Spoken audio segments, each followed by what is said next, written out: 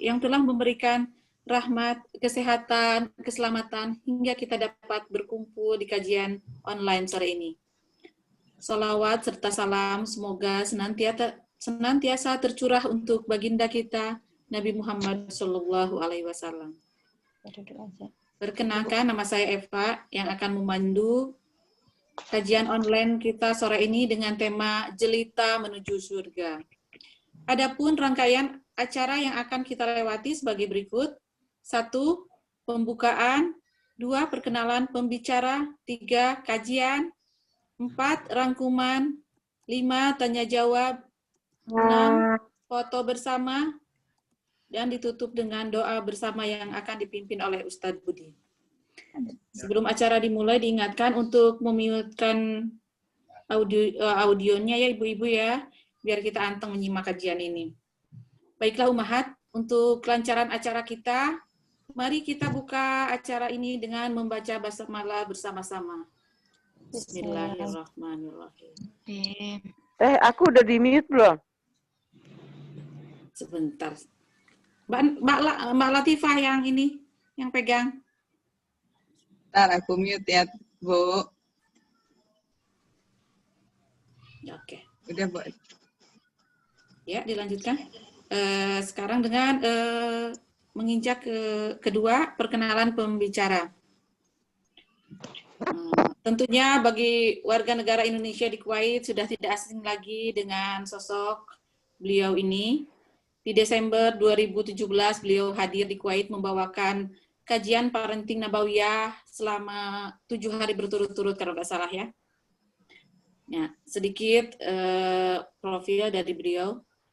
Ustadz Budi Azhari LC, salah satu lulusan terbaik dengan predikat cum laude dari Fakultas Hadis dan Studi Islam di Universitas Islam Madinah. Beliau juga dikenal sebagai pakar sejarah Islam sekaligus pembina Yayasan Kutah Al-Fatih Peradaban. Selain dunia pendidikan dan parenting, beliau juga aktif berdakwah di bidang wakaf melalui Yayasan Tawaf, singkatan dari Ta'awun dan Wakaf. Dan untuk hari ini kita sangat bersyukur bisa mendapatkan kesempatan belajar tentang wakaf dari beliau sendiri. Nah Umahat, itulah profil singkat dari beliau. Dan tanpa panjang lebar, mari kita beranjak ke acara inti, yaitu kajian bersama Ustadz dengan tema Jelita Menuju Surga. Dan sebelumnya mohon maaf ya Ustadz, materi untuk kajian ini kurang lebih 1 jam dan dilanjutkan 25 menit untuk session tanya jawab. Dan untuk Umahat yang hadir pada kajian online sore ini, boleh juga sambil menyimak kita melayangkan pertanyaan-pertanyaan lewat chat yang udah tersedia selama kajian berlangsung dan nanti dijawab setelah selesai kajian. Untuk Ustadz, mangga kami persilahkan. Assalamualaikum warahmatullahi wabarakatuh. Waalaikumsalam. Bismillahirrahmanirrahim. Assalamualaikum warahmatullahi wabarakatuh. Waalaikumsalam. Alhamdulillahi hamdan katsiran tayyiban mubarakan fihi kama yuhibbu rabbuna wa yarda. Alhamdulillahilladzi bi ni'matihi tatimmus shalihat. Asyhadu an la ilaha illallah wahdahu la syarika lah wa asyhadu anna Muhammadan abduhu wa rasuluhu. Allahumma shalli wa sallim wa barik ala nabiyyina Muhammadin wa ala alihi wa sahbihi ajmain. Subhanaka la ilma lana illa ma 'allamtana innaka antal alimul hakim. Rabbi auzi'ni an ashkura ni'mataka allati an'amta 'alayya wa 'ala walidayya wa an a'mala salihan tardahu wa aslih li fi dhurriyyati inni tubtu ilaika wa inni minal muslimin. Amma ba'd, ibu-ibu yang baik, yang mulia, yang dirahmati Allah Subhanahu wa taala. Bersyukur pada Allah Subhanahu wa taala sore hari waktu Indonesia. Kita bersyukur pada Allah Subhanahu wa taala sampai hari ini kita diberi Allah perlindungan. Semoga Allah lindungi kita semua dari semua mara bahaya dan semoga Allah muliakan, Allah bahagiakan kita dan semoga Allah Subhanahu wa taala segera mengangkat pandemi ini dari dunia hari ini dan kita bersyukur pada Allah diberi kesempatan untuk melakukan amal yang sangat amat mulia yaitu menuntut ilmu. yang kata Imam Syafi'i rahimahullah ta'ala menuntut ilmu ini lebih mulia daripada amal-amal sunnah. Maka bersyukurlah pada Allah, dan yang paling penting setelah menuntut ilmu adalah bahwa ilmu itu harus berbuah amal. Sedikit dengan mati Allah, ibu-ibu yang berbahagia, yang dimuliakan Allah Subhanahu wa taala. Judulnya unik ini, Jelita Menuju Surga, Masya Allah. Ya kan? Dan ternyata jelita katanya singkatan, ya kan? Jadi jelita menuju surga, Masya Allah. Insya Allah mudah-mudahan Allah kumpulkan kita semua sebagaimana berkumpul tepat di surga Allah Subhanahu Wa Taala. Bahkan di tempat yang paling tinggi bersama Rasul kita Muhammad Sallallahu Alaihi Wasallam. Maka mari kita kenali juga Rasul dengan baik. Karena bagaimana kita mau berkumpul bersama Rasul kalau kita tidak mengenali beliau Sallallahu Alaihi Wasallam. Suatu hari seorang sahabat pernah bertanya atau meminta kepada Nabi SAW. Kalau dulu waktu Nabi masih hidup masih bisa diminta, ya kan?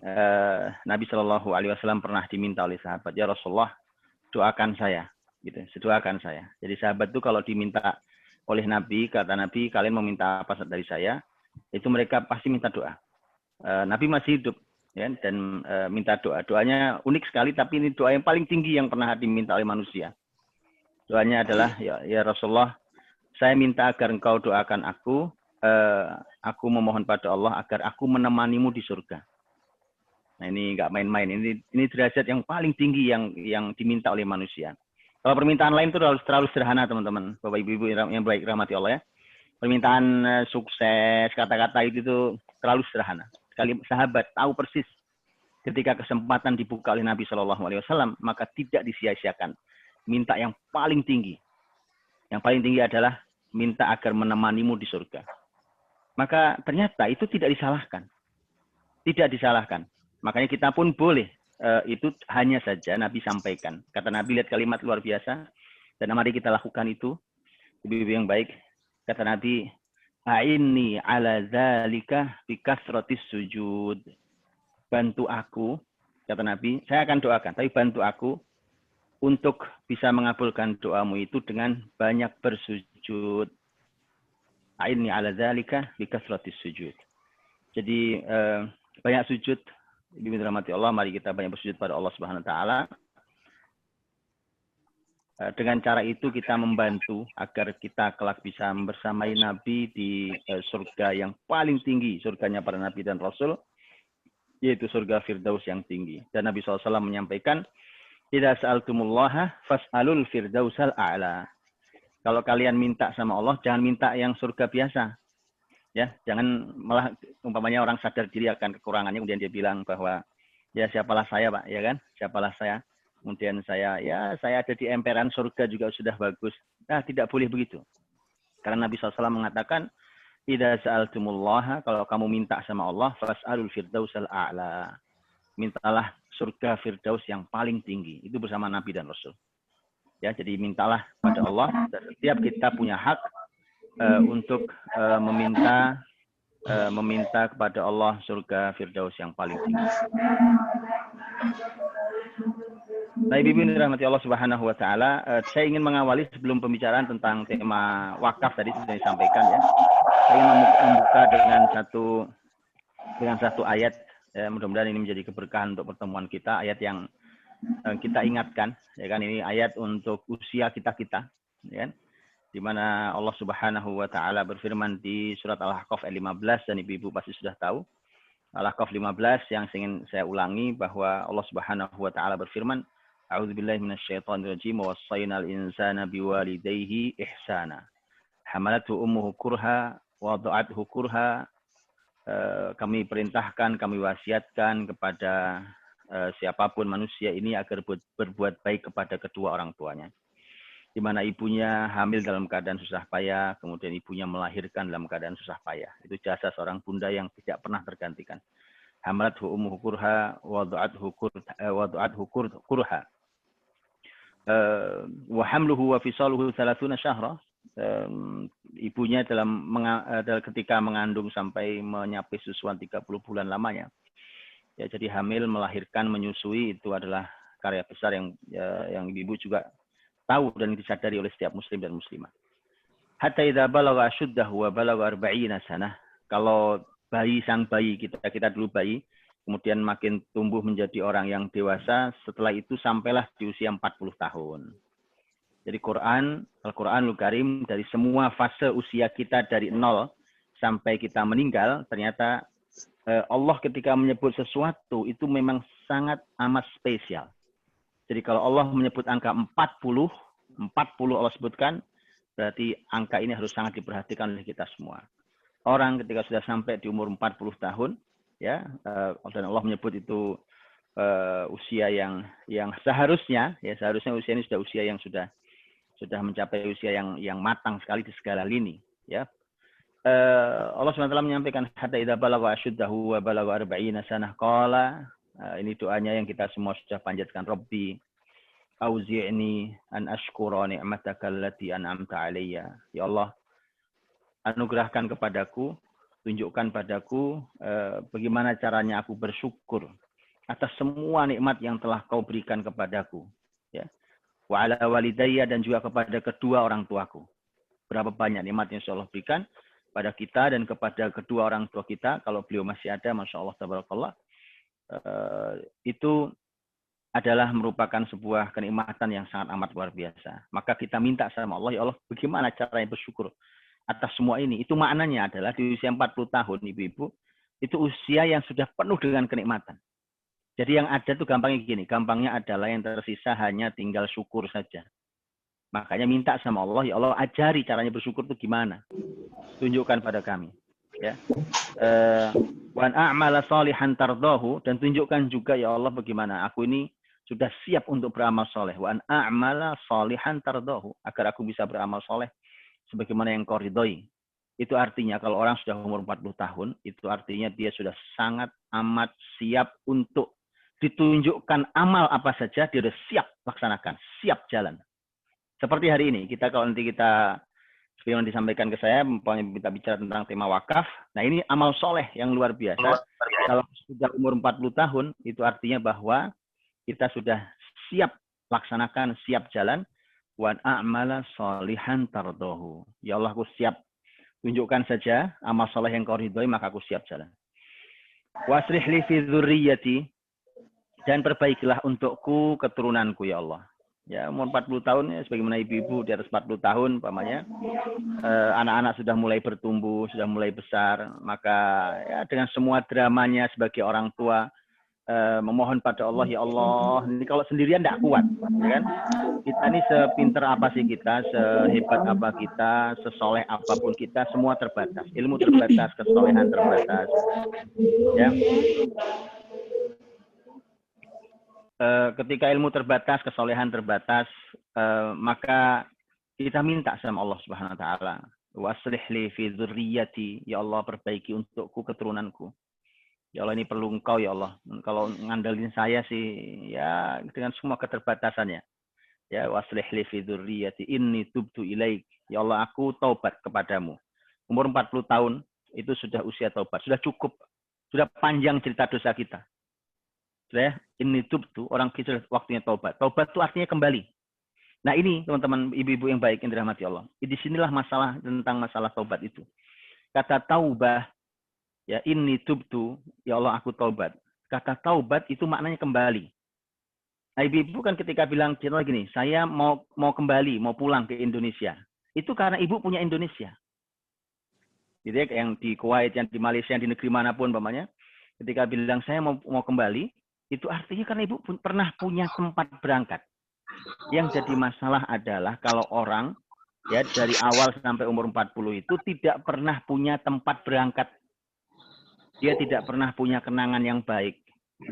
Sehingga ketika dia salah jalan, kemudian mau kembali kemana? Kembali kemana? Itulah pentingnya ibu-ibu yang baik. Kenapa keturunan kita itu harus dididik dengan pendidikan Islami. Ya, kalau dididik Islami, mereka pernah kenal Quran, mereka pernah belajar Quran, mereka mungkin bahkan pernah menghafal Quran, atau bahkan seorang hafidh Quran, mereka pernah belajar hadis Nabi, mereka pernah belajar fikih, mereka pernah belajar sejarah Islam, mereka pernah belajar macam-macam. Kalau qadarullah terjadi bahwa suatu hari dalam hidupnya dia salah jalan. Maka kalau Allah berikan hidayah, dia kembali, dia tahu kemana kembali. Kenapa? Karena dia pernah belajar semua kebaikan itu. Itu kata taubat maknanya. Kalau kembali, masalahnya adalah orang nggak tahu mau kembali kemana. Gitu ya. Jadi berikan kenangan ilmu yang indah. Berikan kenangan kebaikan-kebaikan dalam hidup kita ini. Itu mesti kemarin ya. Ini tubtu ilaik, tapi taubat terus terbuka sampai nyawa di tenggorokan kita. Ya, ini tubtu ilaik, ya Allah, sungguhnya aku kembali kepadamu, aku taubat. Wa inni minal muslimin, dan aku ini muslim. Jadi kalau umur 40 udah nggak ada lagi ngomong abu-abu. Ya kan? Di depan siapapun itu. Kalimat wa inni minal muslimin, itu artinya dia berani mendeklarasikan dirinya sebagai muslim di hadapan siapapun itu. Bahwa saya muslim. Saya muslim. Ya. Itu begitu, sudah tidak ada lagi. Umur 40 itu sudah begitu. Itu kata 40 tahun dalam Quran. Baik, itu ayat yang ingin kita buka. Mudah-mudahan dia menjadi pembuka yang barokah untuk kita semua dan pengingat juga. Dan mari kita baca doa tadi itu ya. Rabbi auzi'ni an ashkura ni'mataka allati an'amta alayya wa ala walidayya wa an a'mala salihan tardahu wa aslih li fi dzurriyyati inni tubtu ilaika wa inni minal muslimin. Berbanyak membaca doa itu, mudah-mudahan yang sulit dimudahkan Allah, ya kan, yang salah jalan mudah-mudahan dikembalikan ke jalan yang benar dan semoga dibahagiakanlah kita. Ibu-ibu yang baik dirahmati Allah Subhanahu wa taala. Yang kedua adalah saya ingin masuk dalam satu hadis yang juga sudah kita kenal tapi mari kita dalami agar dia tidak menjadi sebuah wacana. Saya sudah sering sampaikan. Saya kalau ngaji sama teman-teman saya, ibu-ibu apalagi dengan tim saya sudah bilang saya sudah tidak lagi minat ngaji wacana, gitu ya. Ngaji wacana itu maknanya ngaji ya kan, selesai berustad-ustad, berustadah-ustadah, berkitab-kitab, tapi kemudian action kita mana action gitu. Itu selalu saya sampaikan, sudah cukup. Apalagi kalau umur sudah 40-an tahun, bahwa apa yang kita ketahui tentang sebuah kebaikan, mari kita jalankan. Tidak pakai menunggu. Tidak ada yang bisa kita tunggu. Nabi Shallallahu Alaihi Wasallam mengingatkan kita agar kita berhati-hati dengan kata Nabi, hati-hatilah dengan pemutus kenikmatan, hadimil ladzat, ya, dan pemutus kenikmatan adalah kematian, ya, dan itu harus diingatkan. Kita semua ingatkan diri kita masing-masing, ya kan? Masya Allah, saya dalam seminggu ini 2 orang takziah teman, gitu ya. Takziah pada teman yang satu kemarin, yang sebelumnya seminggu persis sebelumnya. Artinya Masya Allah tabarakallah ya, dan begitulah nyawa yang kemarin usianya baru 62, yang seminggu sebelumnya usianya di bawah saya, ya, usianya baru 42 mungkin. Jadi bibi rahmati Allah SWT, Nabi sudah ingatkan, kata Nabi, hati-hatilah dengan pemutus kenikmatan. Itu adalah kematian, dan maknanya adalah orang beriman harus selalu dalam kebaikan. Juga nggak penting. Jadi pembahasan buat orang beriman itu tidak penting tentang tema kematian itu. Jadi kalau ada orang yang hari ini takut mati gitu ya, takut mati kemudian nanti saya mati, kapan saya mati? Aduh, anak-anak saya masih kecil, aduh cucu saya pengen masih ngeliat anak saya nikah. Buat orang beriman itu semua tidak penting. Sama sekali tidak penting karena kita akan gelisah memikirkan sesuatu yang bukan wilayah manusia. Kan begitu kan, kita semua sepakat bahwa usia itu Allah Subhanahu wa taala yang menentukan. Terserah Allah lah. Biarkan terserah Allah. Bahwa mau umur dipanjangin, mau umur dikasih, tugas orang beriman itu selalu dalam kemuliaan dan kebaikan. Dah itu. Setelah itu kau ambil nyawa kapan terserah ya Allah. Mau kau ambil nyawa di umur 100, mau kau ambil nyawa di umur 120, mau kau ambil nyawa kapan pun terserah engkau. Ya, jadi yang paling penting adalah bahwa kita dalam kemuliaan dan dalam kebaikan-kebaikan. Kalaupun Allah berikan usia tidak panjang, tetapi amal kebaikanlah yang memperpanjang usia kita. Contohnya Imam Nawawi rahimahullah ta'ala. Bibi rahmati Allah ya. Imam Nawawi rahimahullah ta'ala. Imam Nawawi itu meninggal umur 45 tahun loh. Ya kan? Tapi siapa yang tidak kenal Arba'in Nawawi? Siapa yang tidak kenal kitab Riyadhus Shalihin? Kalau di level yang lebih tinggi lagi, siapa yang tidak kenal dengan berbagai kitab Al-Minhaj, kitab Al-Majmu' Syarah Muhadzab, berbagai kitab Imam Nawawi rahimahullah ta'ala yang merupakan rujukan-rujukan utama di berbagai ilmu, di fikih, di hadis, dan segala macam. Sehingga para ulama mengatakan bahwa ilmu yang beliau tulis lebih panjang dari umurnya. Karena kalau di rata-rata, Tidak rata umur cuma 45 tahun. Kan orang nulis kan tidak dari kecil kan. Itu dengan semua kitab yang beliau tinggalkan lebih panjang kitab yang beliau tinggalkan daripada usianya. Jadi nyaris mustahil orang kok bisa nulis seproduktif ini dengan ilmu, bukan sembarang nulis lagi. Mungkin kalau sembarang nulis oke, tapi ini ternyata ilmu yang ditulis adalah rujukan-rujukan utama di berbagai bidang ilmu. Maka subhanallah, umur cuma 45 tahun tapi begitu istimewanya. Ya, imam besar dalam yang namanya terabadikan hingga hari ini menjadi madhab, ya kan, Imam Syafi'i rahimahullah taala. Imam Syafi'i meninggal lahir tahun 150 Hijriah, meninggal tahun 204. Artinya umur cuma 54 tahun. Ya subhanallah, hari ini tidak ada yang tidak menyebut nama Syafi'i rahimahullah taala. Satu dari 4 madhab fikih yang madhabnya diikuti oleh berapa manusia di muka bumi ini.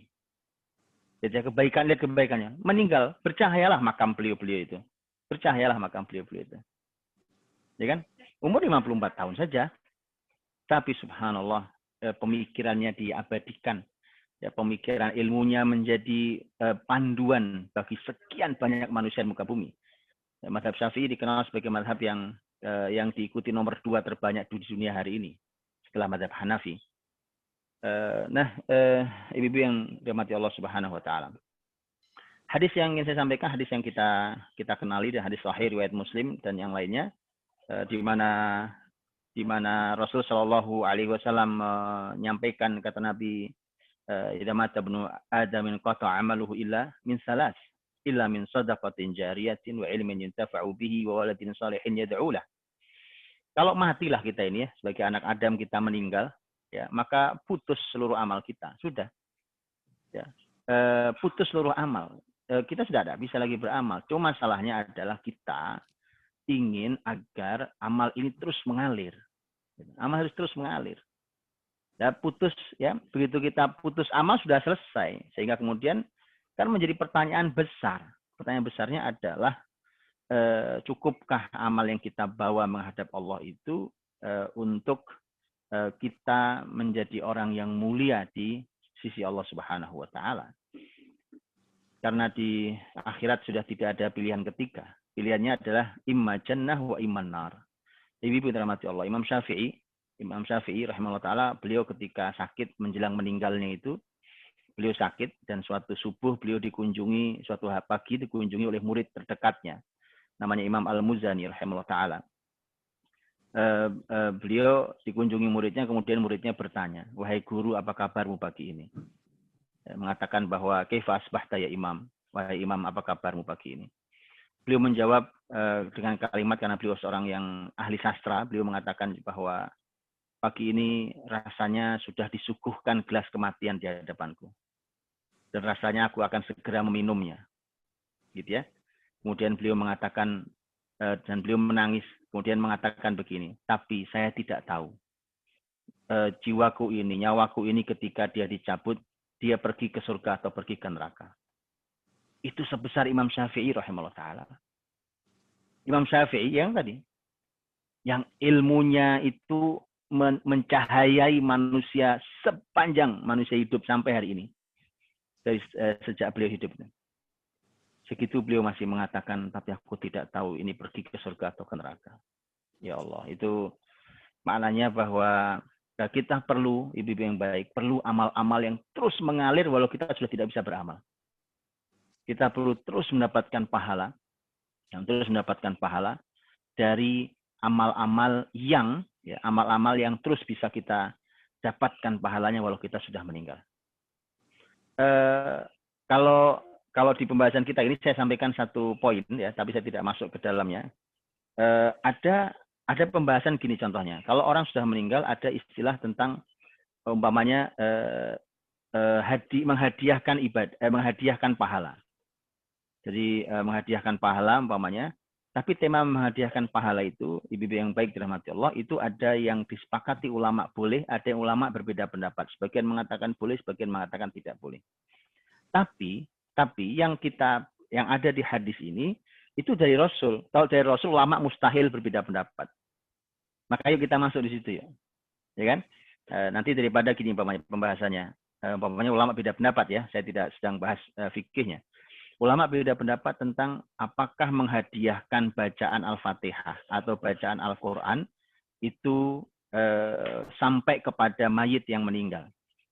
Ulama beda pendapat. Ada yang mengatakan bisa, ada yang mengatakan tidak bisa. Itu wilayah beda pendapat ulama. Tapi yuk kita memasuki dulu wilayah yang ulama pasti sepakat. Karena itu kalimat Rasul kita langsung. Ulama itu beda pendapat karena tidak ada penjelasan dari Nabi langsung. Secara jelas, secara gamblang, secara qat'i. Ya, jadi ketika meninggal, ketika seorang meninggal, idza mata ibnu adam min qata amaluhu illa min salas. Nah, ini rahmati Allah 3 hal nih. 3 hal ini mari kita lakukan 3 hal ini. 3 hal ini Masya Allah tabarakallah. Satu saja memuliakan, apalagi 3-3-nya. Ya, jadi yuk kita lakukan 3-3-nya. Kalau tidak minimal satu. Sedekah jariyah, ilmu yang yuntafa'u bih, ilmu yang dimanfaatkan, dan anak soleh yang mendoakan. Waladin solehin yad'ulah. Mari kita bahas satu-satu. Sedekah jariyah. Nah, ini pembahasan yang diminta. Sedekah jariyah artinya adalah sedekah dan jariyah. Jariyah artinya mengalir, kayak air itu. Terus mengalir, itu namanya jariyah. Sedekah jariyah itu sedekah yang mengalir. Kata sedekah, lebih baik kata sedekah, itu satu akar kata dengan kata asidku, yang artinya kebenaran dan kejujuran. Dan satu akar kata dengan as-sadaqah. Kurang lebih satu akar kata yang sama, yaitu sodalkof. Kalau as-sadaqah artinya sedekah. Tapi kalau as-sadaqah, dalnya panjang, artinya pertemanan. Menarik ya. Dan itulah indahnya bahasa Arab itu. Indahnya bahasa Arab itu. Makanya ibu-ibu yang tinggal di Kuwait nggak bisa bahasa Arab, rugi besar. Ya kan? Bukan masalah bahasa Arabnya. Tapi ini bahasa Quran kita. Saya kasih contoh nih, indahnya bahasa Arab. Kata as-sadaqah artinya sedekah. Tapi dipanjangin sedikit, as-sadaqah dari satu akar kata yang sama. Artinya adalah pertemanan. Akar kata aslinya adalah as-sidku. Artinya kebenaran dan kejujuran. Coba lihat. Artinya, ya Rob, lihat kait mengaitnya. Bahwa pertemanan kita, ini ibu-ibu Masya Allah berteman. Ya kan? Teman-teman di Khairun Nisa ya. Ada pertemanan di sini. Kalau betul as-sadaqah, betul pertemanan kita, maka harus asidku di antara kita. Harus jujur dan benar sesama kita. Saling jujur di antara kita. Saling benar di antara kita. Nggak ada tuh wilayah tipu menipu. Yang ada justru adalah saling benar. Jadi kebenaran yang harus kita pegang itu. Ya kan? Kemudian kita saling jujur di antara kita. Kejujuran di antara kita itu terkadang adalah dengan cara saling mengingatkan. Seperti forum seperti ini. Atau secara pribadi saling mengingatkan demi saudaranya, temannya. Nah yang menarik adalah juga as-sadaqah. Ya kan? As-sadaqah. Jadi kalau pertemanan itu sangat akrab dengan sedekah. Sesama kita itu jadi saling bersedekah, saling memberi, saling membantu. Kan? Harus begitu. Jadi gunanya pertemanan ini adalah selain as-sadaqah, as-sadaqah. Sehingga kalau kita balik lagi, kita akan katakan bahwa as-sadaqah, yaitu sedekah itu akar katanya adalah pertemanan dan kejujuran. Saya bersedekah ini, ya gitu ya.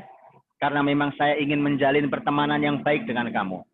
Dan ini adalah bukti kejujuran dan bukti kebenaran saya sebagai saudaramu, sebagai temanmu, maka saya berikan ini. Itu as-sadaqah. Itu makna kata as-sadaqah. Dan as-sadaqah oleh Al-Quranul Karim itu dipakai untuk umum. Umum maknanya adalah bahwa umpamanya bahkan tema zakat yang wajib juga menggunakan kata sedekah. Allah berfirman, "Khudz min amwalihim shadaqatan." Ya, ambillah dari harta mereka zakatnya. Tapi Allah menggunakan kata sedekah. Dan sedekah ini, ibu dirahmati Allah, sedekah ini kalau yang wajib namanya zakat. Kalau yang umum artinya sedekah umum itu maknanya ya kapan saya perlu ngasih orang, umpamanya sederhana. kadang-kadang kita memberi lebih pada orang, ya kan?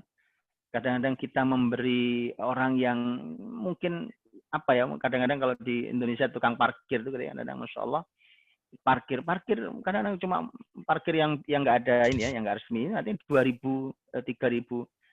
Kebayang tidak? Betapa bahagianya mereka kita kasih 50.000. Kebayang nggak, Bro? Kebayang ya?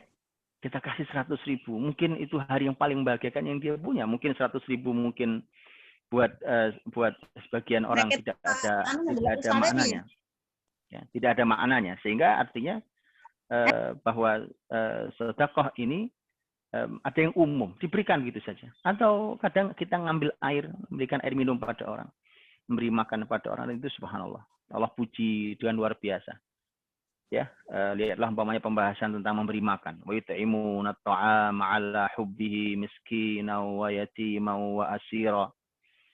Innama nut'imukum liwajhillahi la nuridu minkum jazaa'an wala syukura.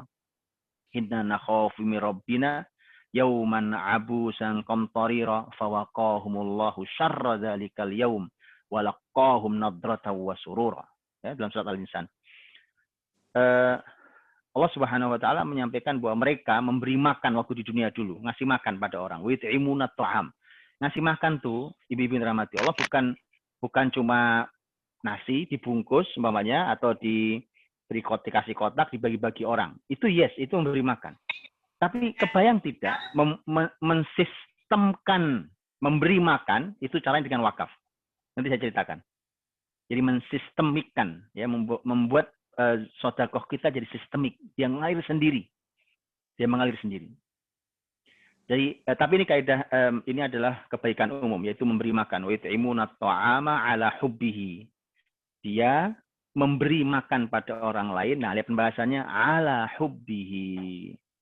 Ini catatan sangat amat penting kata 'ala hubbihi, di atas kecintaannya. Di atas kecintaannya. Lihat, Bang. Tahu di atas ya. Ini tangan saya ini, kepalan tangan ini, kalau ini cinta, ya, kalau ini cinta, ya, maka di atas berarti di sini, di atasnya. Tahu ya? Ini di atas namanya. Jadi saya ketika memberikan makan pada orang lain, maka di atas cinta. Padahal harta itu di bawah cinta. Kenapa? Manusia sangat cinta pada hartanya. Dan itu firman Allah. Zuyyina lin-nasi hubbus syahawat minan nisa.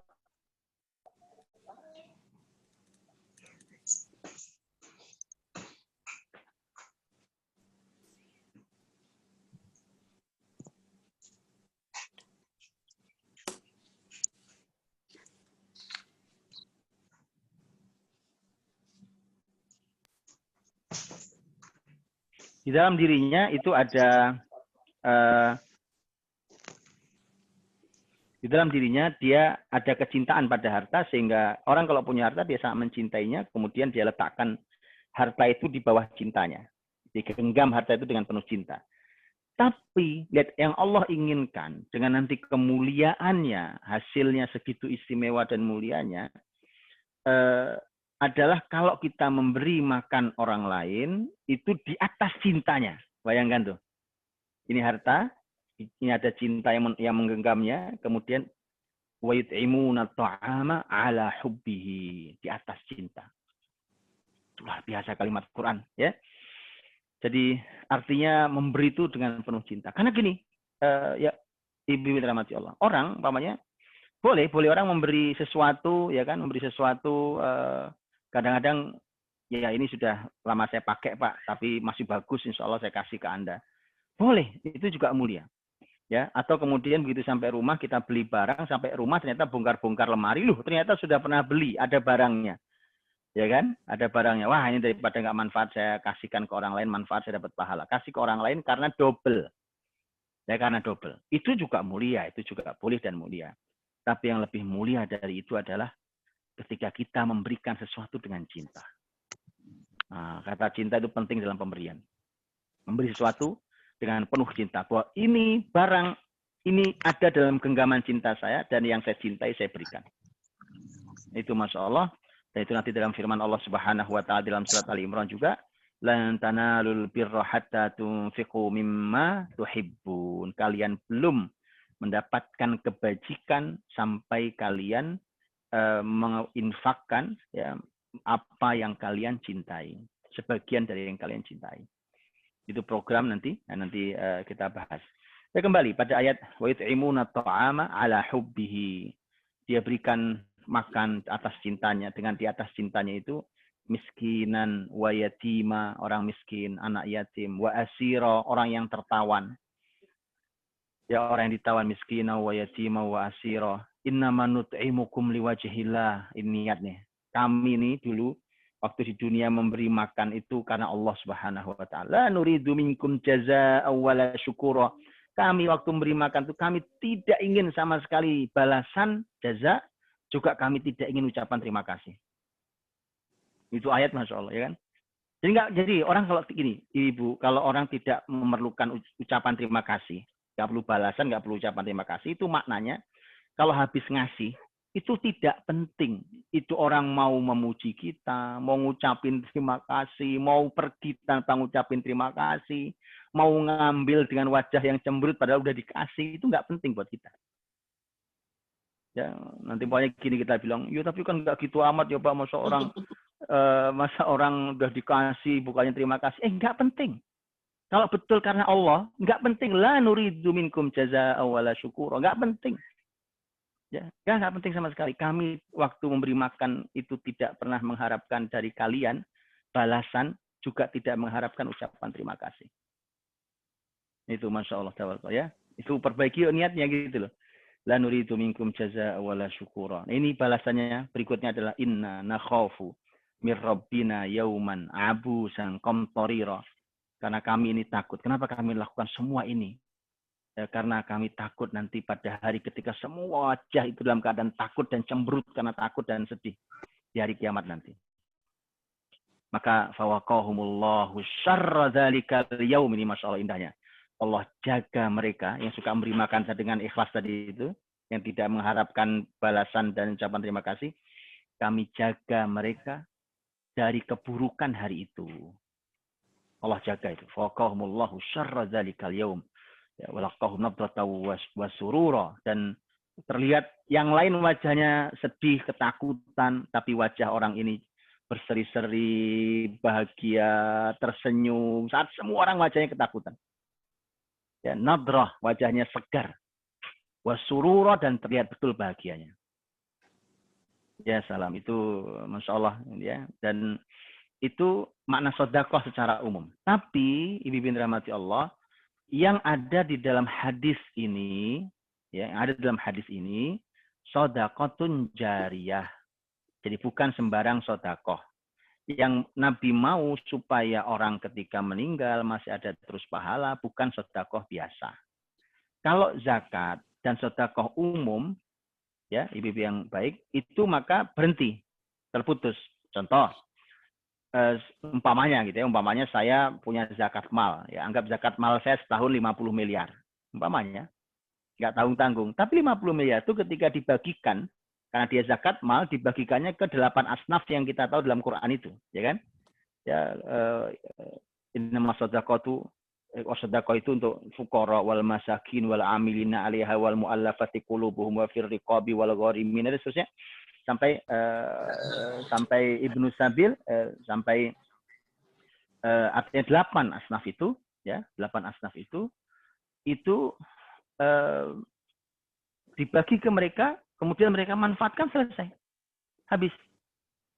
Atau tadi, saya memberikan air minum, ya kan? Saya berikan air minum, ya, air minumnya mungkin segelas, mungkin itu sudah sedekah, Masya Allah.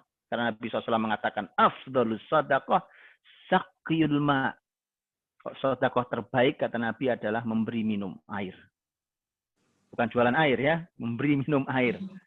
Iya, makanya saya bilang, ya, kalau orang membahas gimana Ustaz jualan air, saya sering diajak ada teman-teman tuh yang ini bisnis menarik, Ustaz. Saya bilang nggak menarik. Jualan air itu nggak menarik.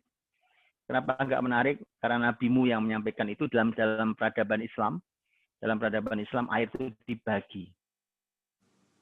Lebih dari kebutuhan kita dibagi. Bahkan nanti ada peradaban namanya peradaban asbilah untuk bagi-bagi air. Itu konsep asbilah dalam peradaban Islam. Artinya Ibu rahmati Allah. bahwa Nabi contohnya dari memberi minum, contohnya itu sedekah yang luar biasa. Anggap yang diberi minum, kita ngasih minum cuma segelas, suguhkan segelas air diminum orang dengan penuh syukur, masya Allah nikmatnya, itu adalah merupakan sedekah. Atau saya beri minumnya umpamanya satu kontainer besar isinya air kemasan, kemudian saya bagi-bagi ke orang. Oke, tapi itu sedekah yang habis. Kenapa? Air kan diminum segelas atau satu kontainer diminum kan habis. Dapat pahala, insya Allah dapat pahala dengan keikhlasan, tetapi dia berhenti. Karena udah habis barangnya. Nah, yang Nabi mau di dalam hadis ini adalah sedekah jariyah. Sedekah yang mengalir. Imam Nawawi rahimahullah ta'ala ketika menjelaskan hadis ini dalam kitab Al-Minhaj yang menjelaskan Sahih Muslim, beliau mengatakan yang dimaksud dengan sedekah jariyah adalah wakaf. Kenapa? Karena wakaf itu adalah sedekah, jenis sedekah. Jadi zakat sedekah, infak biasa sedekah, wakaf juga sedekah, gitu ya. Bahkan senyum kita juga sedekah. Jadi ada sedekah tadi yang tidak menggunakan harta. Ya, sedekah tadi yang menggunakan senyum, ya kan? Kita tahu Nabi SAW mengatakan tabassumuka fi wajhi akhika sedekah. Senyummu di hadapan saudaramu adalah sedekah. Ya, jadi ada yang sedekah tidak menggunakan harta. Dalam hadis Nabi yang lain, sedekah bisa bahkan kamu bantu ngangkat barang ke kendaraan orang, kata Nabi, sedekah. Imatatul adza anit thariq sedekah, menyingkirkan sesuatu yang menyakitkan di jalan juga sedekah. Tapi ini sedekah jariyah. Kalau untuk urusan supaya amal terus mengalir bagi yang telah meninggal, yang nomor satu sedekah jariyah. Apa itu sedekah jariyah? Sedekah jariyah itu wakaf. Kenapa dia terus mengalir sedekah jariyah? Dikarenakan sedekah jariyah ini adalah kalau wakaf, maka apapun yang diwakafkan dia tidak boleh habis. Ya, artinya tidak boleh habis itu maknanya kalau di dunia ini kan semua juga akan habis, ya kan? Tapi maknanya adalah tidak habis dalam waktu dekat. Umpamanya kalau saya dikasih roti, ya itu bukan wakaf namanya. Ya, kalau dikasih roti, kenapa? Ya roti saya makan habis sekarang. Itu sedekah, ya sedekah. Kalau saya meninggal, saya perlu sedekah yang jariyah. Maka saya tidak mensedekahkan roti. Ya, boleh, tentu sekali lagi boleh ya. Mulia, amal mulia. Jadi saya umpamanya setiap minggu atau setiap Jumat, umpamanya saya memberi makan gratis pada ribuan orang, umpamanya. Itu bagus. Tapi begitu saya meninggal, pertanyaannya siapa yang melanjutkan? Ada nggak yang melanjutkan? Saya amanahkan Pak ke anak-anak saya. Mudah-mudahan anaknya anak soleh. Tapi sampai anak-anak sampai cucu, mudah-mudahan juga cucu-cucu yang soleh. Kan gitu. Tapi kalau enggak, ya kan, kalau enggak setelaten Anda dalam memberi makan di hari Jumat umpamanya, maka artinya bahwa akhirnya putus kan meninggal. Nah, maka kemudian kita kalau saya mau menjadikannya sebagai sedekah jariyah, yang saya sedekahkan bukan roti, tapi pabrik roti. Nah, pabrik roti saya sedekahkan. Kenapa? Saya wakafkan pabrik roti saya ini, ya kan? Saya wakafkan pabrik roti saya ini agar dia diproduksi dan hasilnya sebagian diberikan kepada umpamanya kepada fakir miskin, ya, dilaksanakannya setiap hari Jumat umpamanya. Atau saya sebagiannya bisa diberikan kepada anak-anak saya, itu boleh. Kalau wakaf boleh. Ya, jadi ibu-ibu kalau wakaf itu unik indahnya wakaf. Wakaf itu kenapa para ulama sampai mengatakan orang kalau masih sehat, segar, bugar, ya kan? Kalau masih sehat itu dia boleh mewakafkan seluruh hartanya. Enggak tersisa. Boleh. Loh, kok boleh Pak, nanti kan untuk anak keturunan saya. Nah, wakaf itu salah satu keistimewaannya adalah dia boleh sebagian hasilnya kembali ke kita dan ke anak turun kita, bahkan dia merupakan penjaga yang paling luar biasa. Saya jelaskan, saya kasih contoh. Suatu hari saya ditanya oleh salah satu keluarga, seorang ayah yang Masya Allah beliau punya tanah gitu ya, kemudian beliau punya anak-anak. Beliau menceritakan bahwa saya ini cukup khawatir Ustaz, ya kan, karena anak-anak saya ini Masya Allah bagus-bagus, tapi ada yang beragam juga gitu ya. Nah, saya khawatir mereka rebutan nanti kalau saya meninggal. ya kan? Ya tidak semua anak sepemahaman yang sama, umpamanya. Ya karena yang belakangan bagus, yang depan masalah gitu ini anak beliau ini. Ketika itu kemudian gimana? Saya khawatir nih kalau saya meninggal nih, anak-anak saya bukannya akur malah rebutan tanah-tanah ini. Padahal saya juga ingin di atas tanah ini dibangunkan pesantren tahfidz. Itu kalimat beliau. Kemudian saya bilang, ada solusinya, Pak. Apa solusinya? Saya bilang solusinya diwakafkan. Dan untuk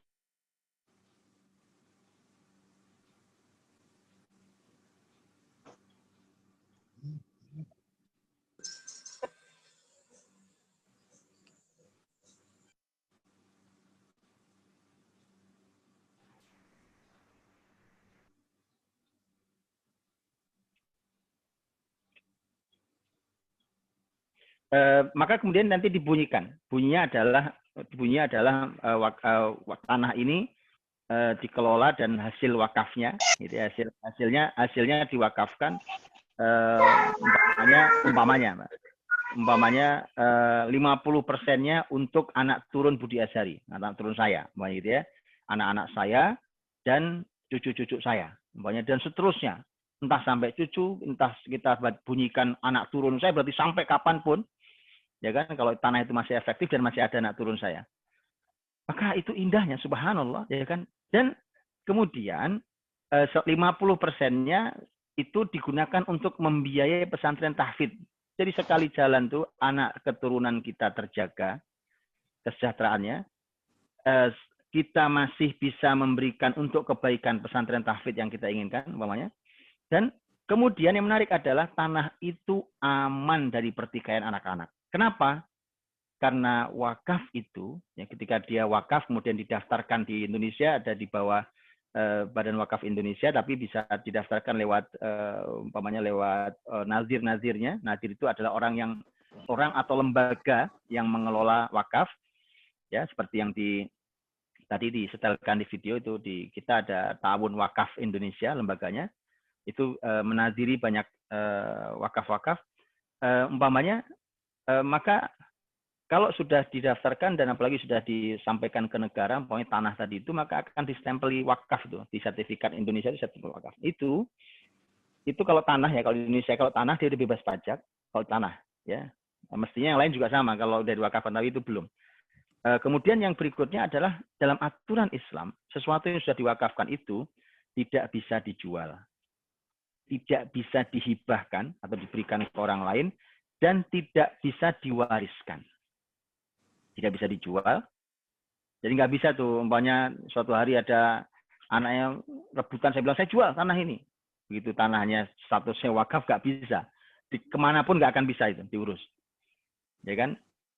Itu tidak bisa dijual. Tidak bisa dihibahkan, nggak bisa dikasih ke orang lain lagi. Pindah tangan kan nggak bisa. Yang ketiga, tidak bisa diwariskan. Artinya kalau sang pemilik tanah, sang ayah itu meninggal, maka dia tidak bisa mewariskan pada anak-anaknya, tanahnya, status tanahnya.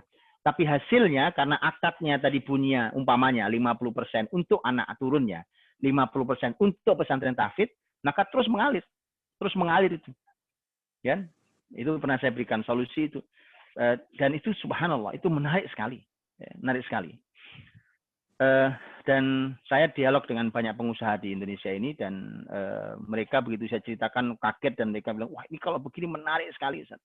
Sedang sangat menarik.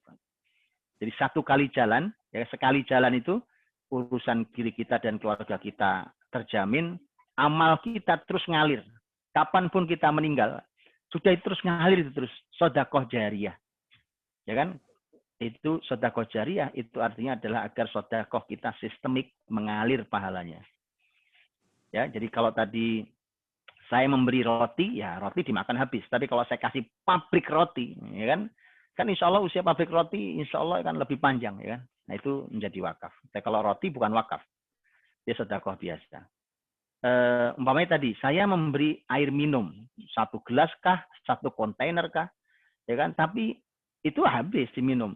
Tapi kalau saya wakafkan mata air, ya mata air, atau apa tuh namanya, usaha air minum saya wakafkan, Itu yang disebutkan di dalam peradaban Islam yang tadi saya sampaikan di depan, namanya asbilah. Dulu di dalam peradaban Islam, asbilah itu gedungnya bagus-bagus, sampai sekarang masih ada gedung peninggalan di beberapa negara-negara Islam. Itu diletakkan di tempat-tempat umum, orang lalu lalang, ya, perempatan, pertigaan, segala macam. Ya kan? Kemudian orang bebas mengambil air, mau untuk cuci tangan di situ, mau untuk minum di tempat, atau mau dibawa pergi, mau berapapun boleh. Ya, itu boleh. Itu untuk diberikan untuk umum, dan biasanya itu yang wakaf itu biasanya pribadi-pribadi atau keluarga-keluarga. Jadi bukan negara, nggak selalu harus negara, nggak menunggu negara. Muslimin punya sistem yang tidak perlu negara. Ya kan? Itu bisa dijalankan sama muslimin. Ya, kalau selalu nunggu negara, mau sampai kapan muslimin hidup dalam kenyamanan dan kemakmuran? Nggak ada. Orang bebas, muslimin menerapkan syariatnya, dan orang bahagia dengan itu semua. Maka itu asbilah itu bebas. Maka kalau saya kasih contoh, biasanya kalau di Timur Tengah atau di Syam sana, di Palestina, namanya di pelataran Masjid Al-Aqsa, ya, ibu-ibu lihat ada tempat-tempat air minum, tembok-tembok yang terdiri, yang ada keran untuk minum. Itu lihat ada tulisan-tulisan kecil di atas. Ya, itu situ disebutkan ini wakaf siapa. Ya, wakaf fulan rahimahullah taala, dan meninggal berarti. Ya, itu begitu beliau meninggal itu dilanjutkan oleh secara sistem. Karena itu kan berarti diberikan kan airnya. Nah, yang meninggal itu sangat mungkin dia meninggalkan sebuah wakaf produktif namanya. Jadi umpamanya dia punya toko, atau dia punya tanah yang menghasilkan, atau dia punya perusahaan, atau dia punya apa yang menghasilkan, kemudian dia sudah wakafkan bahwa hasil dari toko ini umpamanya diberikan untuk air minum di pelataran Al-Aqsa itu, umpamanya gitu ya, dan seterusnya. Maka meninggal dan terus berjalan. Semua ketika itu terus berjalan dengan izin Allah, maka terus berjalan. Ya, dan keberkahan harta juga berlimpah-limpah bertambahnya itu. Jadi itu yang juga bisa kita perhatikan, bahwa sedekahun jariyah, sedekah yang mengalir itu adalah kita ingin mencoba membuat sistem, ya, sistemik, agar pahalanya itu sistemik mengalir terus untuk kita. Dan harta itu menjadi barokahnya luar biasa. Barokahnya luar biasa. Umpamanya ada beberapa wakaf produktif yang kami lakukan di Lembaga Ta'awun Wakaf Indonesia, untuk diantara untuk Al-Fatih, untuk segala macam. Ada yang wakaf untuk penggunaan, seperti yang tadi setel pembangunan Madrasah Al-Fatih di Situ Daun yang sampai sekarang masih terus berjalan. Insya Allah mudah-mudahan kalau Allah izinkan nanti bulan Januari akan kita tempati, insya Allah, untuk menampung yang Januari nanti ada 500 santri kita yang Masya Allah mereka sudah, saya lupa angkanya, mungkin setengahnya sudah selesai Quran 30 juz ya kan, dan terus akan bertambah insya Allah, dan artinya bahwa itu diwakafkan orang bangun masjid umpamanya, yaitu masjid yang tadi kelihatan besar itu masjid anggarannya 11, sekian M, gitu, 11, sekian M. Maka orang mewakafkan dan langsung dipakai, itu namanya wakaf penggunaan.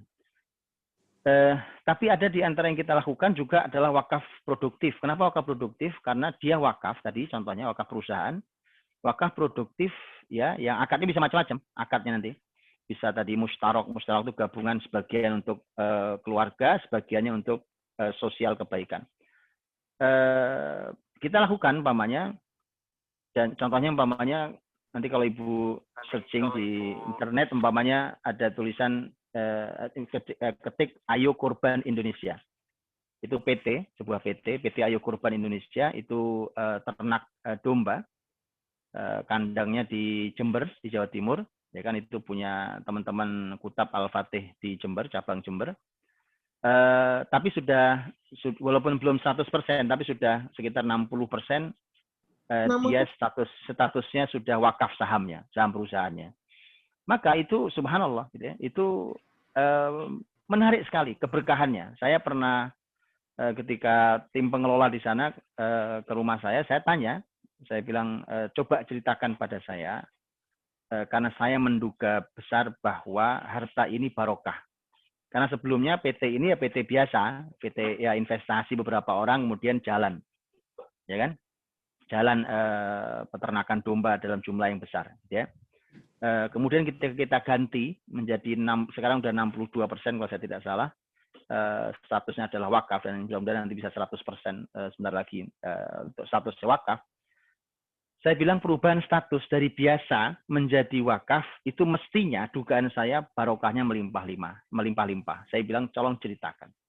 Dan subhanallah tim pengelola waktu datang bercerita, dibilang banyak sekali keberkahannya.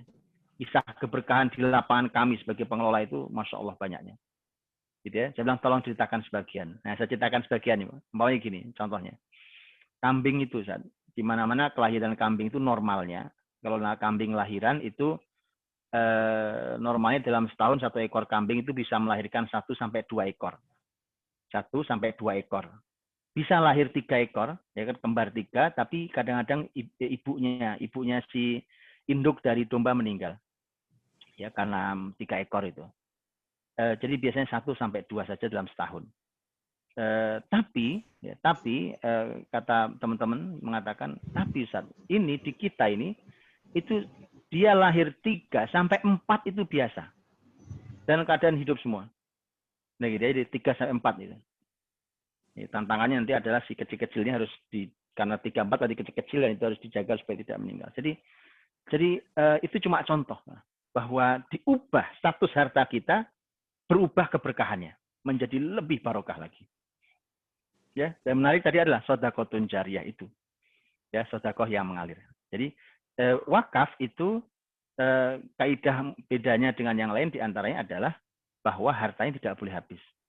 Ya, artinya tidak boleh habis dalam jangka panjang, yang itu nanti kemudian bisa dia dipakai, ya, umpamanya saya wakaf motor, saya wakaf mobil, gitu ya. Saya wakaf laptop ini, saya wakaf HP ini, kan itu dipakai dalam waktu lama. Nah, itu silakan dipakai, bisa. Atau umpamanya ini saya wakaf mobil, ya, silahkan diproduktifkan, mobilnya disewakan, dirental.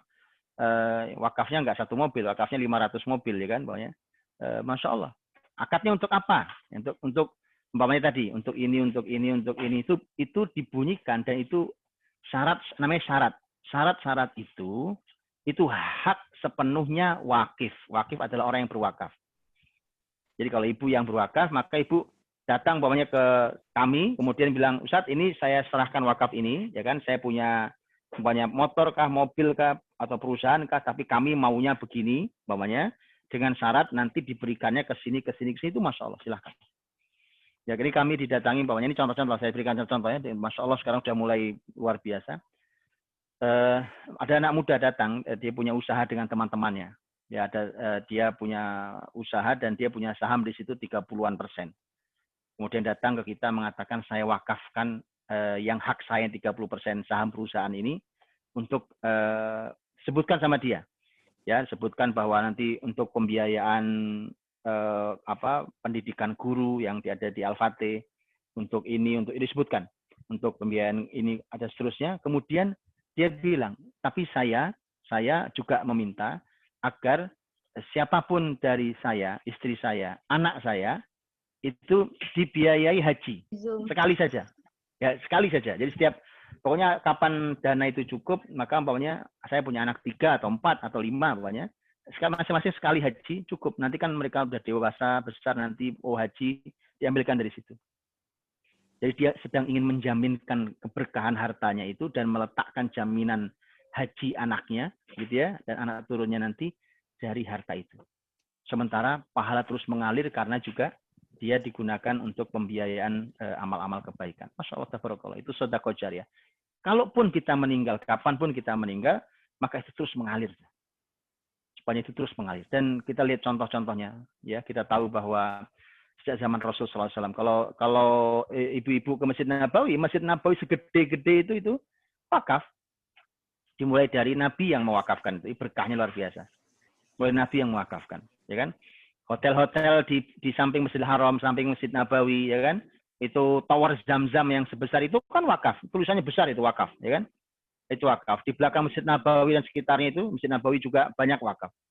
Hotel-hotel wakaf. Dan Masya Allah, itu akad-akad lama kadang-kadang, akad-akad tua dulu diwakafkan. Yang kita tahu dari Indonesia, umpamanya yang Aceh, masyarakat Aceh, Masya Allah.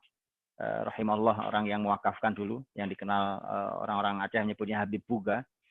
Habib Buga ini mewakafkan dan hari ini sudah berupa hotel, ya, di hotel, bahkan ada hotel yang bintang 5 setahu saya di Mekah, bahkan ada beberapa hotel, ada beberapa gedung buat perkantoran dan seterusnya, yang hasilnya di bunyi akadnya jelas. Bunyi akadnya adalah untuk dulu sebenarnya untuk masyarakat Aceh. Gitu ya, subhanallah ya. Ini akad sudah 200 tahun yang lalu. Orangnya meninggal 200 tahun lalu, pahala terus mengalir. Ya Allah, nggak apa-apa, meninggal mau kapan pun nggak apa-apa. Yang penting tadi ya, ada pahala yang mengalir. 200 tahun lalu orang yang meninggal tuh. Kemarin jamaah haji yang bukan yang pandemi, yang sebelumnya, saya nggak tahu, pandemi kan nggak bisa kirim ya. Yang sebelumnya itu kan kalau nggak salah dapat sekitar 1.400 real atau 1.200 real gitu. Satu orang Aceh yang ke sana. Jadi berikan ke mereka, kemudian dibilang ini dari nenek moyang kita, masya Allah ya kan. Ya, itu wakaf lebih tua daripada Indonesia, ya kan. Begitulah keberkahan itu mengalirnya. Ya, dan sampai sekarang gedungnya masih, masya Allah, hotel masih menjulang, masih terus berputar. Entah sampai kapan ke depan nanti Allah kehendaki itu terus, apakah terus lama, apakah akan seabadi Masjid Nabawi yang terus wakaf, ya kan, atau seabadi sumurnya Utsman yang terus mengairi dan menghasilkan, ya, sumur rumah yang ada di Madinah yang diwakafkan oleh Utsman saat Nabi masih hidup, sampai sekarang masih mengalir dengan sangat deras dan baik. Apakah seperti itu? Terserah Allah sampai berapa lama itu. Gitu ya.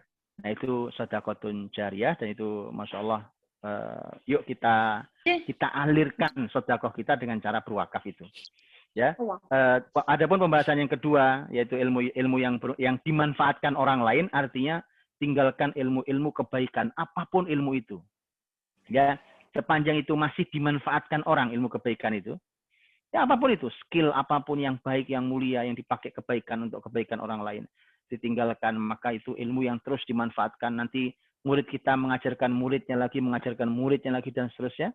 Maka itu akan jadi ilmu yang terus berputar. Jadi tinggalkan ilmu yang terus bisa dimanfaatkan oleh banyak orang. Ilmu yuntafa'u bih.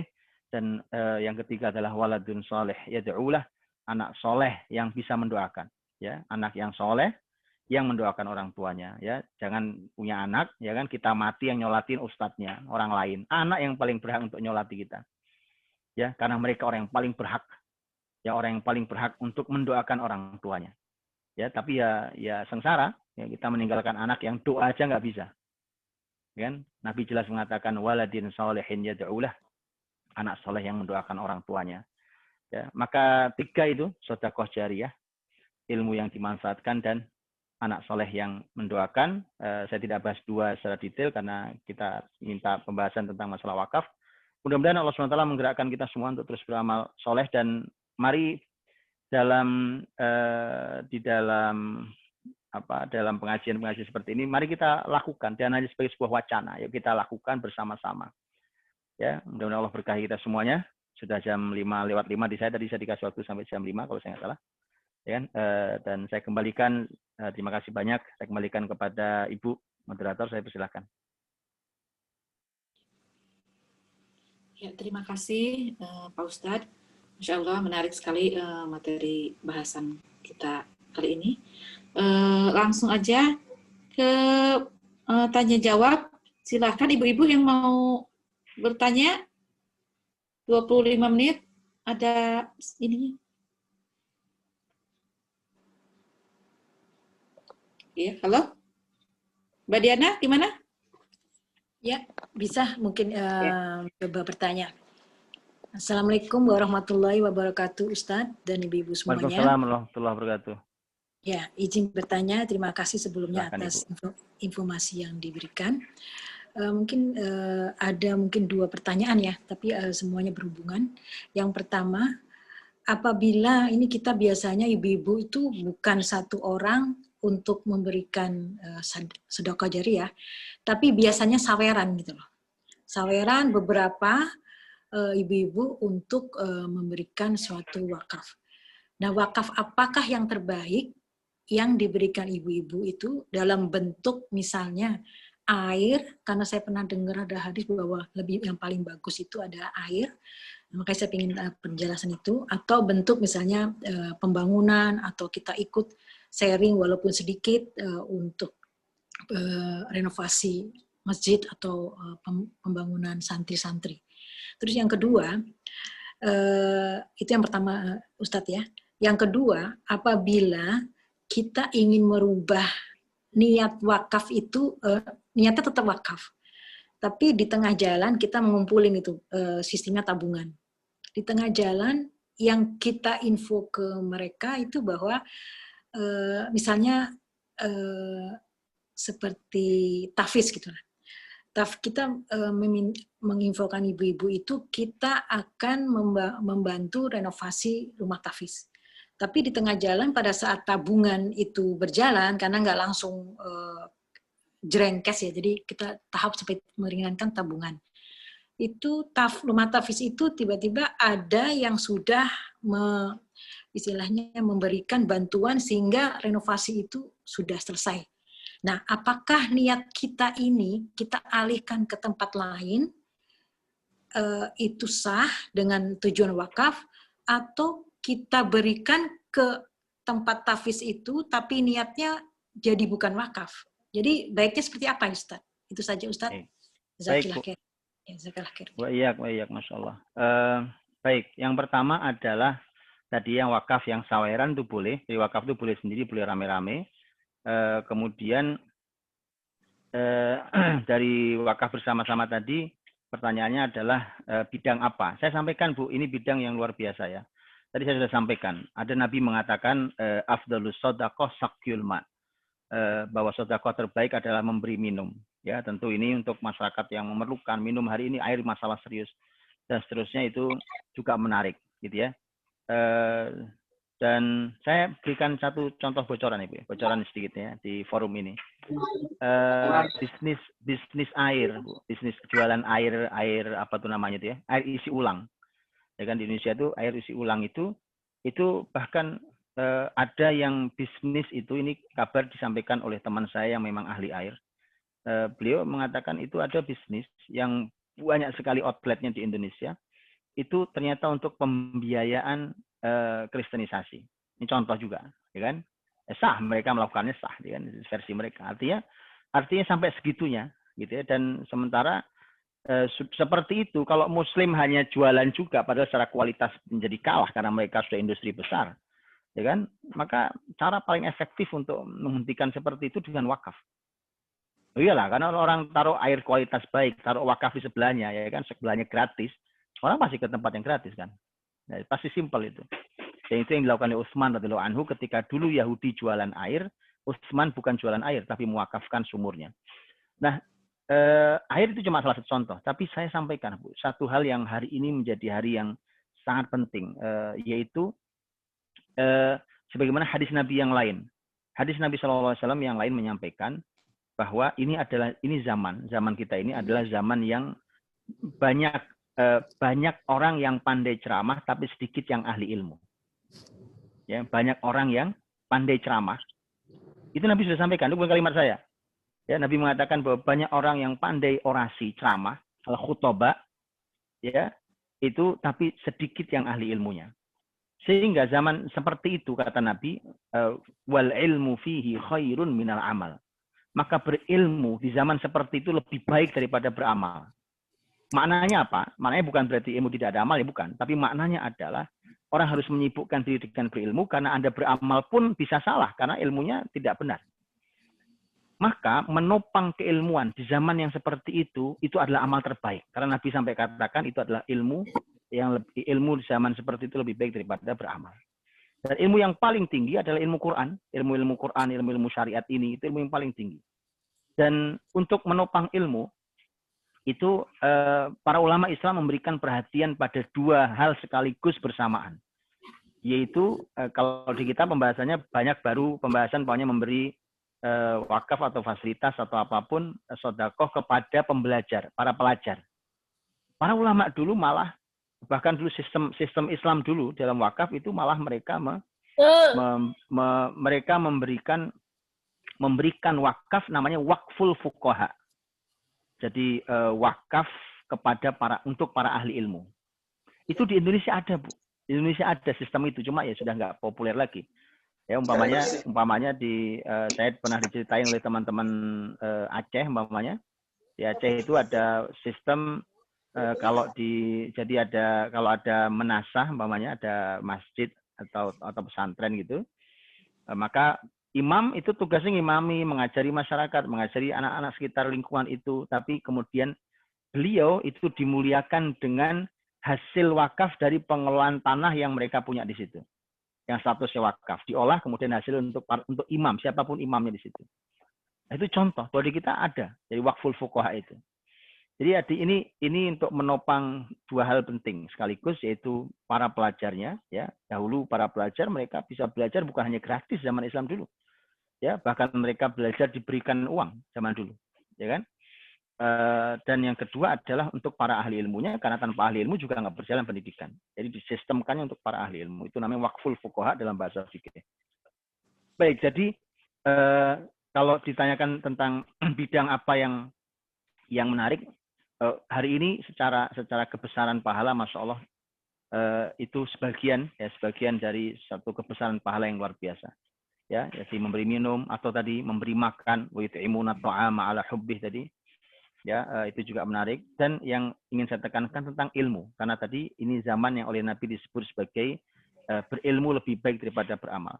Maka kita akan memberikan wakaf-wakaf terbaik di bidang ilmu, baik untuk pelajarnya ataupun untuk para ahli ilmunya. Itu yang pertama. Yang kedua, tadi tentang wakaf, kalau umpamanya wakaf ke lembaga tahfidz. Tapi saya ingatkan Bu ya, tadi umpamanya kan berupa tabungan, ya kan? Tabungan ini harus dipahami bahwa kalau dia kalau uang itu aslinya nggak bisa diwakafkan, aslinya, ya, karena uang kan habis kalau dibelikan, ya kan, kecuali umpamanya dibelikan barang, ya kan. Tapi kalau dikasih ke orang, dia sedekah tapi bukan wakaf, kalau dipakai sama orang itu. Tapi kalau kita bunyikan ini wakaf, berarti nggak boleh dipakai. Nah, itu yang harus diingatkan. Jadi kalau ibu-ibu umpamanya mewakafkan uang tabungan tadi, rame-rame tabungan, diberikan ke sebuah lembaga tahfidz, kalau ibu bunyikan ini wakaf, itu uang nggak boleh dipakai, Bu. Nggak boleh dipakai sama sekolah itu, sama tahfidz, lembaga tahfidz itu. Yang boleh adalah satu, dia buatkan aset. Jadi umpamanya untuk renovasi masjid tadi itu, untuk membeli kendaraan, yang itu statusnya jadi wakaf, itu satu. Atau yang kedua, uang itu dipakai untuk buka usaha. Ya, buka usaha. Jadi umpamanya buka toko yang wakaf 100% ini dari uang kumpulan ibu-ibu, hasilnya buat lembaga tahfidz itu. Nah, itu berarti wakaf ini. Itu aslinya wakaf uang. Yang ketiga adalah ini yang kami menjalankannya dengan sangat ajaib, hasilnya sangat ajaib. Dan masya Allah, tabarakallah, membantu segitu banyak orang, ya, dan ajaib, dan di Indonesia belum ada ini. Bahkan di dunia juga belum banyak. Itu namanya wakaf qard. Ini ajarannya Imam Malik rahimahullah taala, yaitu uang itu dipinjamkan. Tentu harus ada sistemnya, ya. Dipinjamkan dan kembali nggak ada potongan, administrasi, tidak ada kembali dalam minjem 1.000 ya balik 1.000, ya kan, uang berputar terus itu, masya Allah, tabarakallah, itu ada uang gantung di langit gitu ya, dalam jumlah banyak, kemudian itu orang bisa pakai, pinjam 1.000 balik 1.000, ya, pinjam 100 balik 100, terus gitu. Ini kacamatanya baru, Ustaz Budi. Itu artinya nanti dulu tunggu turun dulu, artinya bahwa ketika kita mencoba ingin mewakafkan itu harus diperhatikan kalau wakaf uang poin-poin tadi itu yang bisa dipakai disebut wakaf uang. Kemudian ketika ternyata wakafnya umpamanya renovasi, ya kan? Renovasi. Begitu renovasi ternyata musola tahfidz itu sudah direnovasi, gitu ya. Maka gini, para ulama memberikan beberapa solusi. Di antara solusinya, ada yang mengatakan solusinya ditabung, disimpan dulu. Siapa tahu nanti suatu hari pesantren itu, tahfidz yang ditunjuk itu perlu renovasi lagi. Ya kan, umpamanya. Sekarang udah selesai, Pak. Iya. Ternyata nanti mungkin sebulan berikutnya bilang, wah ternyata kurang ini. Maka itu ada dana yang memang ditabung, yang memang untuk renovasi musola di pesantren tahfidz itu. Ya. Kecuali akadnya umum. Akadnya umum banyak gini. Ini uang dikumpulkan ini untuk wakaf lembaga tahfidz itu. Ya, lembaga tahfidz A gitu ya. Lembaga tahfidz A ini berarti kan bisa untuk macam-macam, ya kan? Tapi ingat kalau dia wakaf, ingat tadi ya Bu ya, nggak bisa dipakai dia. Dia harus dipakai untuk beli aset. Ya, aset yang jadi wakaf, atau untuk usaha, Oke, yang hasil usahanya bisa dimanfaatkan untuk lembaga tahfidz A itu. Yang ketiga adalah dia untuk pinjaman. Jadi muter pinjam di situ tuh. Di lembaga tahfidz A itu uang berputar mungkin untuk gurunya, karyawannya yang perlu pinjam balik dan seterusnya. Baik, jadi kalau ulama memberikan solusi, ada yang mengatakan ditabung nanti siapa tahu dia memerlukan. Atau sebagian ulama memberi solusi lain, yaitu berikan kepada lembaga semisal. Lembaga semisal, umpamanya ada lembaga tahfidz B. Nah, memerlukan itu, ya kan? Perluan renovasi juga musholanya atau masjid atau yang lain, maka berikan yang semisal. Itu solusinya, wallahu taala alam bishawab. Ya, terima kasih Pak Ustadz. Mbak Ana. Halo? Ya, udah Ya. jelas. Dilanjutkan dengan pertanyaan di chat ya. Ini maaf Pak Ustadz, saya kan menjual air galon isi ulang. Setiap Jumat kami gratiskan. Apakah jualan saya ini tidak sesuai dengan yang diajarkan Nabi? Karena jual air galon kan harus bayar listrik, ganti filter, maintenance, alat-alat dan tutup galonnya. Iya, begitu Pak Ustadz. Iya, Bu. Iya, kalau Bapak Ibu atau Ibu-ibu bertanya tentang hukumnya jualan air, para ulama katakan sah, karena tadi perlu listrik, perlu transportasi, perlu kemasan, segala macam sah. Tapi saya sedang bicara tentang sebuah peradaban tinggi dalam Islam. Karena Islam bukan hanya halal haram, Bu. Ya kan? Halal haram harus. Halal haram itu nomor 1, harus. Itu pondasi sangat dasar. Tapi setelah itu kita bangun di atasnya peradaban ini. Gitu. Nah, para ulama, kalau kita buka kitab-kitab fikih, ya mereka sejatinya keberatan muslimin jualan air. Karena itu memang gaya Yahudi. Ya, sebagaimana dalam kisah Utsman tadi itu, gaya Yahudi dari dulu jualan air, Bu. Gitu. Nah, maka kalau kita ingin peradaban yang lebih tinggi, ya kita naikkan. Tapi kalau sekarang masih jualan air, boleh nggak? Boleh. Halal, tapi itu peradabannya rendah, gitu ya. Jujur peradabannya dia rendah. Kalau mau peradaban tinggi, air itu digratiskan.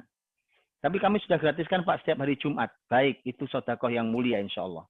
Ya, tapi tadi saya bilang, yuk kita buatkan sistem, ya kan? Berarti kan harus ada usaha, yang usaha itu adalah mengalir hasilnya dan dia statusnya wakaf.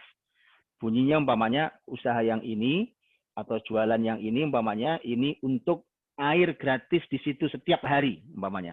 Masya Allah, tabarakallah, itu mengalir. Silakan dihitung berapa dalam 1 minggu itu, ya kan? Kemudian disiapkan dengan anggaran yang merupakan hasil dari bisnis wakaf itu, wakaf produktif itu, kemudian diberikan ke sana. Gitu ya. Jadi, tapi kalau pertanyaannya adalah apakah halal kami jualan air? Jawabannya halal. Nah, tapi kalau saya sudah nggak mau dari dulu. Bahkan ada teman menawarkan macam-macam. Wah, ini menarik bisnisnya. Saya bilang sepanjang air saya tidak mau. Itu karena kami sedang membuat asbilah, mengembalikan peradaban Islam di mana air harus dibagi gratis untuk masyarakat ini. Wallahu ta'ala alam bishawab. Ya, terima kasih Ustaz. Ummu Muawiz, ini ya jawabannya udah jelas ya? Baik Ustaz, ke pertanyaan selanjutnya, bagaimana sebuah tanah yang kita wakafkan, cara dalam proses pengurusannya sehingga tanah tersebut resmi sebagai tanah wakaf, bukan milik pribadi lagi, sehingga manfaat buat masyarakat sekitar kita. Ya, terima kasih. Baik. Jadi prosesnya Bu, saya sampaikan ya prosesnya. Tanah kalau diwakafkan, ya kan, maka namanya wakaf itu diperjelas dulu. Diperjelas. Kalau berarti yang wakaf bapak atau ibu gitu ya. Kemudian diperjelas tuh umpamanya nazirnya siapa. Nazir itu siapa yang kelola tanah ini. Boleh, ibu sendiri boleh. Ya umpamanya gini, nah, tanah ini saya kelola sepanjang saya masih hidup. Tapi karena umur kita terbatas, coba kasih kalimat berikutnya. Kayak Umar radhiyallahu anhu. Umar radhiyallahu anhu itu waktu seluruh wakaf, karena wakaf beliau banyak, seluruh wakaf beliau urus sendiri, itu di sepanjang beliau masih hidup. Tapi beliau udah bilang, kalau saya meninggal, maka nazirnya yang mengurus ini adalah putri saya, Hafsah. Hafsah adalah istri Nabi SAW, ya Ummul Mukminin radhiyallahu anha. Dan kalau Hafsah meninggal, kata Umar, harta-harta wakaf saya diurus oleh para ahli ilmu dari keturunan Hafsah. Itu nazir. Ya, jadi perjelas nazirnya. Atau hari ini bisa pribadi, bisa begitu polanya bisa, atau datang ke lembaga yang memang lembaga wakaf dan dia tolong dipilih yang baik lembaga wakafnya, ya karena tidak sembarang lembaga wakaf mengerti itu juga. Nazirnya diserahkan ke mereka. Nanti kalau sudah begitu, nanti saya berharap ini juga pelajaran yang baik, menjelaskan siapa yang boleh memanfaatkan hasilnya, namanya mauquf alaihnya. Siapa mauquf alaihnya? Jadi tanah ini umpamanya, tanah ini silahkan dibangun di atasnya tadi sekolah pendidikan tahfidz Quran umpamanya, atau tanah ini diolah saja karena tanah ini menghasilkan bagus, diolah supaya produktif dan hasilnya umpamanya ini diberikan untuk kesejahteraan para guru di pesantren ini umpamanya. Itu namanya mauquf alaih. Jadi siapa yang berhak menikmati hasilnya. Nah, kalau sudah begitu, Ibu, itu perjelas dulu, dibicarakan dulu di wakif nanti, dan nanti bicarakan kepada nazir, kalau nazirnya orang lain, disampaikan, ya kan, nanti kalau mereka siap, maka akan kemudian nanti secara formal, kalau di Indonesia itu nanti surat tanah itu, sertifikat, Bu. Biasanya yang saya tahu harus sertifikat. Kalau girik belum bisa, setahu saya ya. Karena kami yang di situ daun itu ada tanah ada 9 hektar dan hektar itu wakaf. Alhamdulillah dia wakaf dan seluruh bangunan di atasnya juga wakaf. Nah, 9 hektar itu wakaf itu dia harus sertifikat setahu saya untuk bisa diwakafkan oleh si yang namanya ada di sertifikat. Diwakafkan nanti akan datang ke KUA. Kalau di Indonesia ke KUA, Bu. Jadi nanti biasanya akan bersama nazirnya. Jadi yang wakaf, nazirnya nanti datang ke KUA. Ya kan, kalau tidak mengerti tinggal bilang ke orang notaris, ya kan, nanti akan diantar ke KUA. Itu tinggal namanya ikrar wakaf di KUA. Oke, begitu ikrar wakaf, semua tanda tangan. Setelah itu nanti oleh KUA akan diurus itu sampai ke BPN, Badan Pertanahan negara ya. Ya, Badan Pertanahan Negara. Begitu nanti diurus, jadi sebagian filenya itu sebagian di KUA, sebagian masuk BPN, sebagian masuk ke nazir, sebagian masuk ke wakif. Nanti diurus di BPN, dari BPN nanti akan turun sertifikat yang baru, sudah ada stempelnya.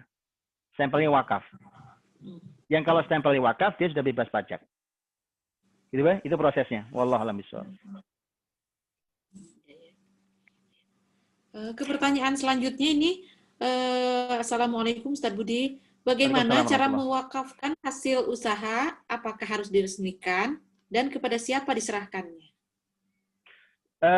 Harus diresmikan begini maknanya. Kalau diresmikan saya nggak tahu maknanya Pak. Kalau maknanya gini, bahwa wakaf itu sederhana. Dia hanya perlu diikrarkan oleh yang punya harta. Saya wakafkan ini.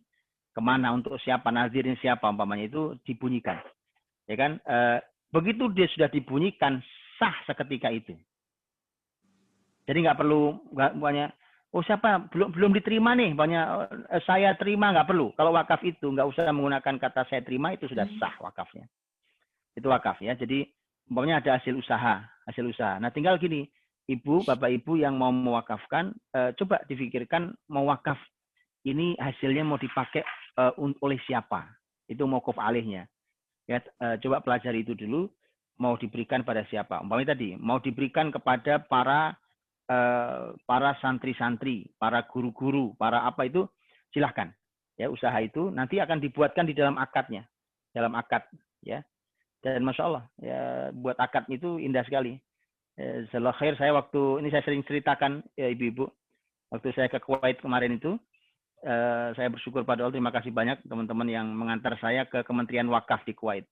Dan saya pulang dikirimi langsung, begitu saya pulang, saya dikirimi langsung begitu banyak buku wakaf dari Kementerian Wakaf itu, dan banyak sekali pengalaman luar biasa. Diantaranya yang saya sering ceritakan adalah, karena waktu itu saya dialog dengan beberapa pejabatnya di situ, Kementerian Wakaf, kemudian diantara yang bersyukur sekali saya boleh membuka dan memegang akad wakaf yang usianya sudah sangat lama, ratusan tahun.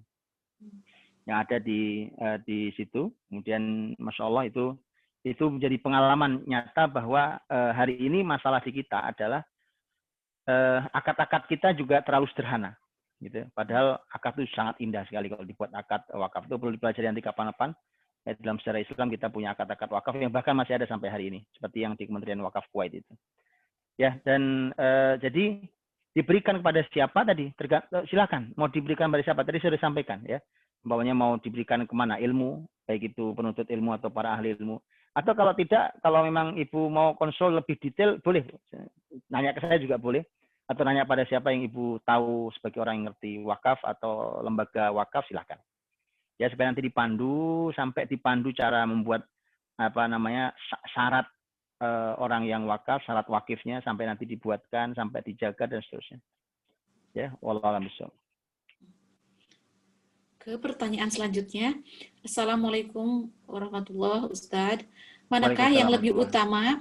Apakah kita mewakafkan harta kita dalam jumlah tertentu untuk kepentingan umum atau menyedekahkan harta dengan jumlah yang sama kepada saudara atau kerabat yang membutuhkan modal atau biaya? Nah, gimana Ustadz? Iya, Bu, saya sampaikan sekali lagi ya, bahwa wakaf itu tidak boleh habis yang diwakafkan. Jadi kalau umpamanya uang saya berikan pada saudara, ya, saya berikan ini wakaf untuk kamu. Ternyata uangnya dipakai sama dia, ya kan, dipakai tidak untuk usaha. Kalau untuk usaha berarti diputar, itu berarti nggak habis. Tapi kalau dipakai langsung, umpamanya, atau dia belikan aset, berarti asetnya wakaf. Dia harus tahu kalau itu aset wakaf. Kalau aset wakaf nggak boleh dijual lagi, ya, nggak bisa dijual, nggak bisa diwariskan, nggak bisa dihibahkan. Tadi saya sampaikan ya. Kalau tidak itu maka berarti bukan wakaf namanya, berarti dia sedekah biasa. Kalau sedekah biasa dia bisa dijual, terserah yang dikasih, ya kan. Umpamanya ibu ngasih ke saudara, nah saudara itu kemudian menjual harta yang ibu kasih, ya hak dia. Kalau itu sedekah juga hak milik dia. Tapi kalau wakaf dia tidak boleh diapa-apakan, dia harus terus diputar. Ya, jadi kemana diberikan, masya Allah, ya, ibu kalau mana yang paling memerlukan, itu yang paling luar biasa. Kalau memang untuk umum, silakan untuk umum. Kalau untuk saudara, ya kan? Dan dahulu Rasul SAW, para sahabat itu memberi contoh. Mereka wakaf bahkan untuk saudara-saudaranya juga. Jadi perhatian orang-orang mulia terhadap saudara-saudaranya, bahkan bukan cuma saudara, keluarga besarnya bahkan. Ya, keluarga besar ya. Nabi itu pernah, ada salah satu wakaf Nabi itu yang peruntukannya adalah Bani Hashim. Bani Hashim itu suku moyangnya, ya kan? Bani Hashim, Bani Muttalib. Itu Nabi pernah wakaf untuk itu. Artinya menjadi perhatian saudara. Mengapa? Nabi pernah mengatakan bahwa kalau sedekah itu diberikan pada orang lain, itu nilainya sedekah. Tapi kalau diberikan kepada saudara, maka nilainya dua. Sedekahun wasilah. Sedekah dan silaturahim. Jadi ya, itu juga bagus. Atau digabung dua-duanya. Yang tadi saya bilang, bisa. Umpamanya gini, saya punya usaha, saya punya toko, hasil usaha ini bagus. Saya wakafkan ini. Untuk kerabat saya, saudara-saudaranya, ayah dan ibu saya. Nanti didefinisikan, ibu, saudara ini maksudnya siapa? Saudara-saudara, kerabat-kerabat dari ayah dan ibu saya. Ya kan? Dan itu sekian persen, umpamanya. Kalau pakai persentase. Yang sekian persennya digunakan untuk pembiayaan di pesantren A. Bisa. Ya. Insya Allah, itu luar biasa. Itu saya kira kalau insya Allah. Ini Ustaz, berkaitan dengan niat ketika kita menyumbang untuk pembangunan majelis ilmu, apakah kita harus diniatkan dengan wakaf, apa sedekah itu, Mas? Gimana? Tergantung, kalau itu tergantung ibu. Kan ibu yang berniat ya, jadi makanya harus disampaikan. Kalau dibilang ini sedekah, berarti itu uang yang kita berikan ke majelis taklim itu, Bu, itu harus dipisah dari wakaf. Kenapa? Tadi saya sudah bilang, kalau uang sedekah biasa itu bisa langsung dimanfaatkan. Umpamanya ada kumpulan uang kas itu yang dari ibu-ibu, kemudian digunakan untuk umpamanya untuk makan bersama. Itu boleh kalau itu sedekah. Tapi kalau ini wakaf ya, nah itu nggak boleh dipakai itu uang. Nggak boleh dipakai. Dia tadi saya sudah bilang, dia harus dibelikan aset, umpamanya kita belikan ini ya, kita belikan umpamanya apa nih, laptop yang dipakai untuk live kalau kegiatan seperti ini atau kegiatan sekretariat. Laptop umpamanya saya belikan itu, atau saya belikan umpamanya apa yang lain gitu ya, yang sifatnya benda untuk untuk yang benda yang bisa dipakai lama. Atau yang kedua tadi dikumpulkan kemudian menjadi usaha bersama, majelis taklim khairun nisa umpamanya, kemudian membuka usaha bersama, ya kan, dan setelah itu usaha bersama itu kemudian nanti di hasilnya ini wakaf, hasilnya untuk mana gitu ya umpamanya, atau hasilnya untuk pembiayaan pengajian khairun nisa boleh, ya kan, atau tadi yang menarik tadi wakaf pinjaman, ya, ini uang kita kumpulkan bareng-bareng yuk, ya kan, tapi statusnya wakaf pinjam, artinya siapapun, nah siapa yang boleh pinjam boleh dituangkan dalam akad juga, umpamanya yang boleh pinjam hanya anggota khairun nisa umpamanya. Nah itu berarti berhenti di situ, bukan bisa dipakai oleh yang lain itu berhenti hanya di situ. Tidak boleh nanti ada yang bilang nggak apa-apa lah ini kan juga kebaikan, nggak boleh, tidak boleh sama sekali, ya, tidak boleh sama sekali. Kalau wakaf itu indahnya di situ, dia dijaga dengan cara akad-akadnya orang yang wakaf itu. Mudah-mudahan bisa dipahami, Bu. Iya, insya Allah. Ini satu pertanyaan lagi. Kalau tanahnya belum wakaf, boleh nggak kita membangun dana dari dana wakaf? Pakai dana wakaf maksudnya. Tanahnya belum wakaf ini. Iya, pembangunannya dengan pakai dana wakaf. Nanti gimana itu status tanahnya katanya. Terus takutnya dalam jangka panjang ada perubahan niat, tanah mau dijual. Betul, ya. Betul Bu, itu masalahnya. Jadi masalahnya adalah kalau ternyata tiba-tiba yang punya tanah itu menyatakan mau menjual tanahnya, yaitu hak dia, karena kita hanya meminjam. Maka ya harus difikirkan, disampaikan kepada orang yang wakaf, untuk wakaf pembangunan di situ, bahwa ya bisa jadi sepanjang yang punya belum mewakafkan tanahnya, sangat mungkin ini akan dibongkar. Dibongkar tuh maknanya wakafnya berhenti, gitu ya. Ya sudah, niat tercatat sudah sangat baik sepanjang mungkin berapa tahun, alhamdulillah sudah menjadi pahala buat kita, gitu ya. Maka kalau nanti berarti kalau bangunannya itu bisa dipindah, umpamanya bangunan knockdown, gitu ya, bisa dipindah, ya silakan dipindah di tempat yang baru call atau di over tanah wakaf. internet. Gitu ya, itu bisa. Makanya itulah kenapa tadi umpamanya saya mengusahakan umpamanya seperti Madrasah Al-Fatih kami yang di situ Daun itu tanahnya sudah wakaf.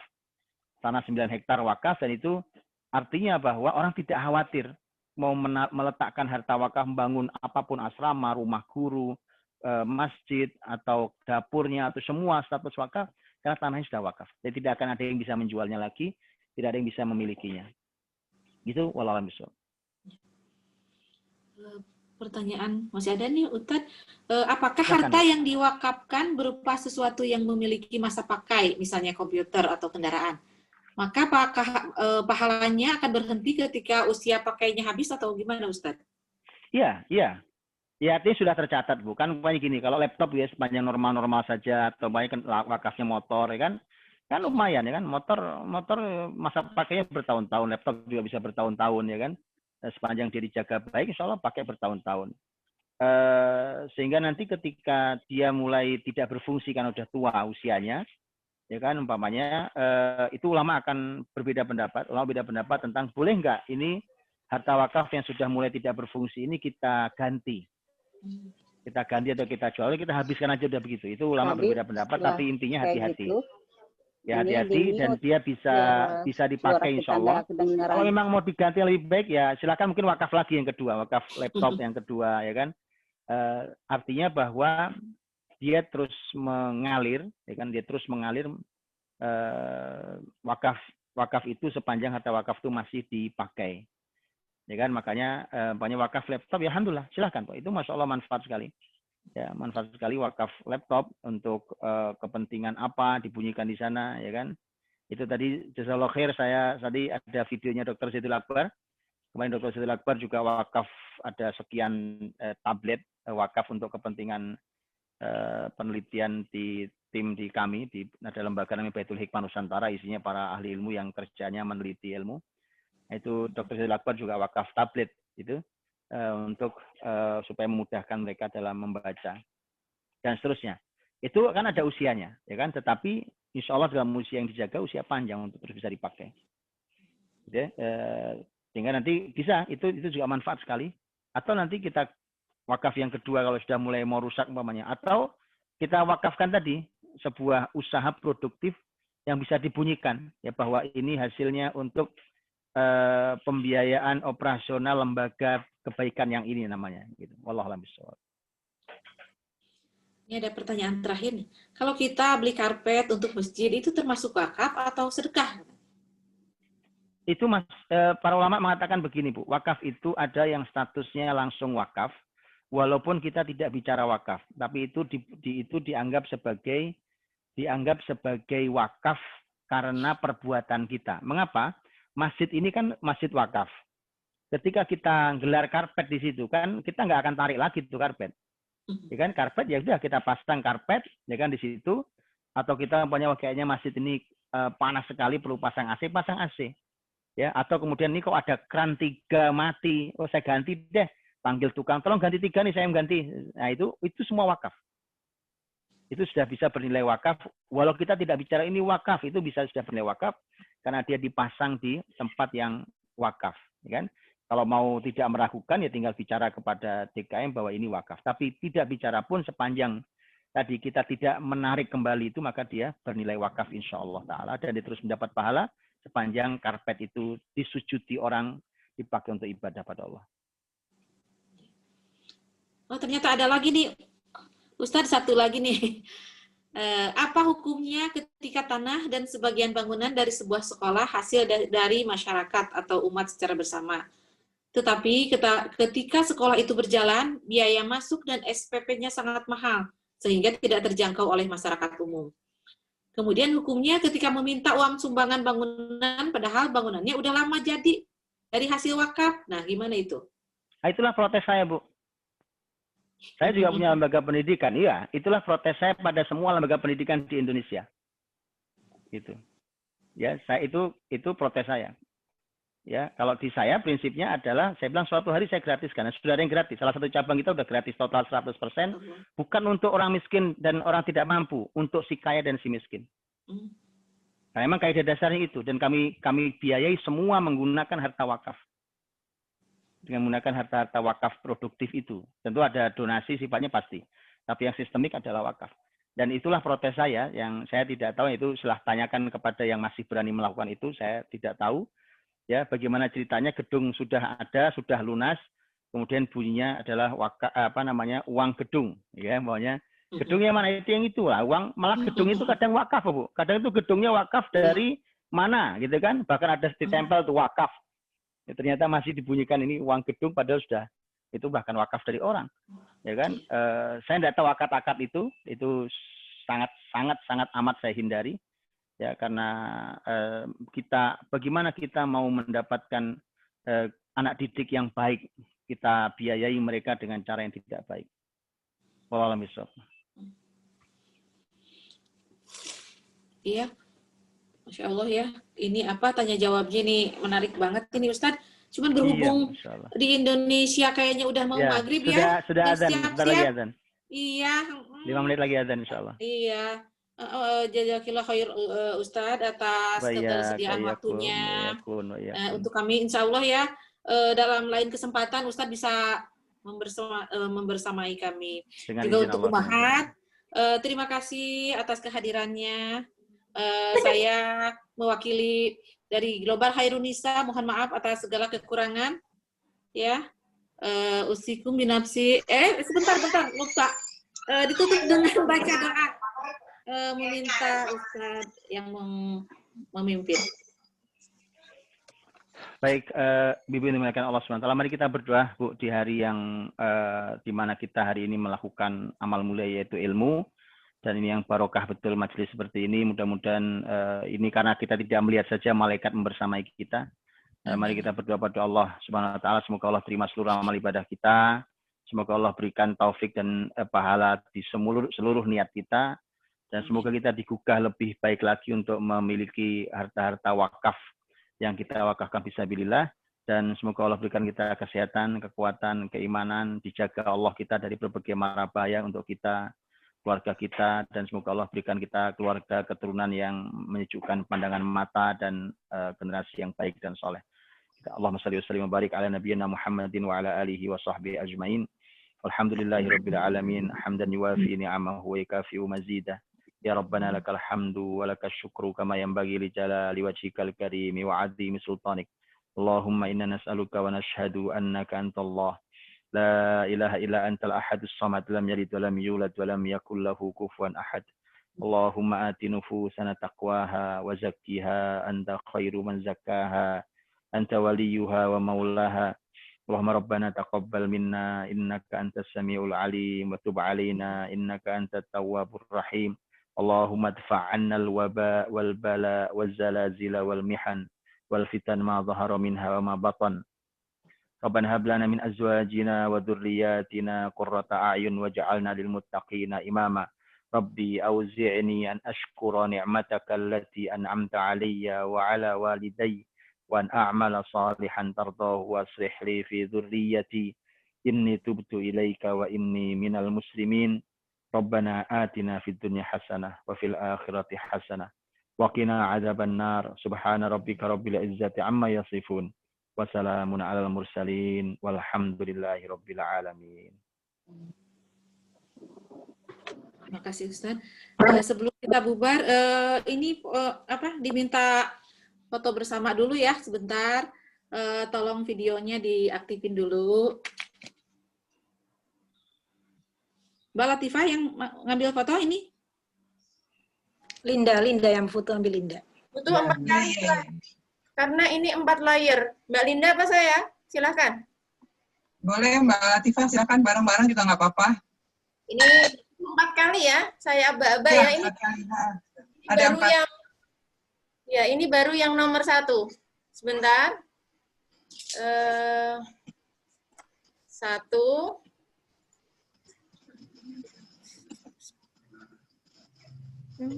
Aku kan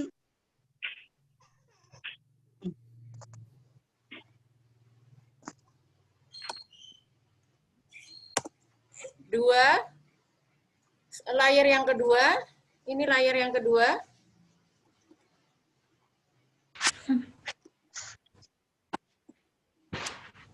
Layer yang ketiga. Pada nggak ada videonya. Layar yang terakhir. Sudah, Teva. Ya, syukron Mbak Latifah. Ya, terima kasih Pak Ustadz sekali lagi. Sama-sama Ibu. Ya. Jazakallah khair Ustaz. Iya. Iya. Jazakallah khair Ustaz. Baik. Jazakumullah khairan Ustaz. Baik. Oh iya Ustadz, nanti minta nomor teleponnya ya. Iya.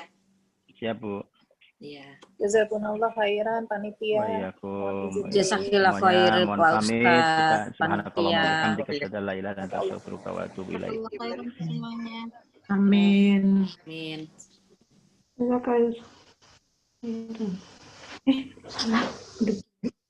Oh iya. Lu lupa kalau di Indonesia itu udah mau maghrib. Semuanya. Terima kasih Ibu-ibu. Iya. Makasih semua ibu-ibu yang lain. Makasih. Sama-sama. Mohon maaf ya ini moderatornya, moderator abal-abal ini. Mohon maaf. Mantap Kak Eva, keren Kak Eva. Semuanya. Ya Allah. Makasih Tadi lupa. Yang banget suaranya. Masya Allah. Keren dari mana ya Allah? Seumur hidup baru kali ini. Keren Teteh. Waduh. Tapi belum diinfo ini ya, Global Karunisa. Iya Mbak, tadi keburu lupa. Ya. Coba Mbak, kita ambil backing, Mbak.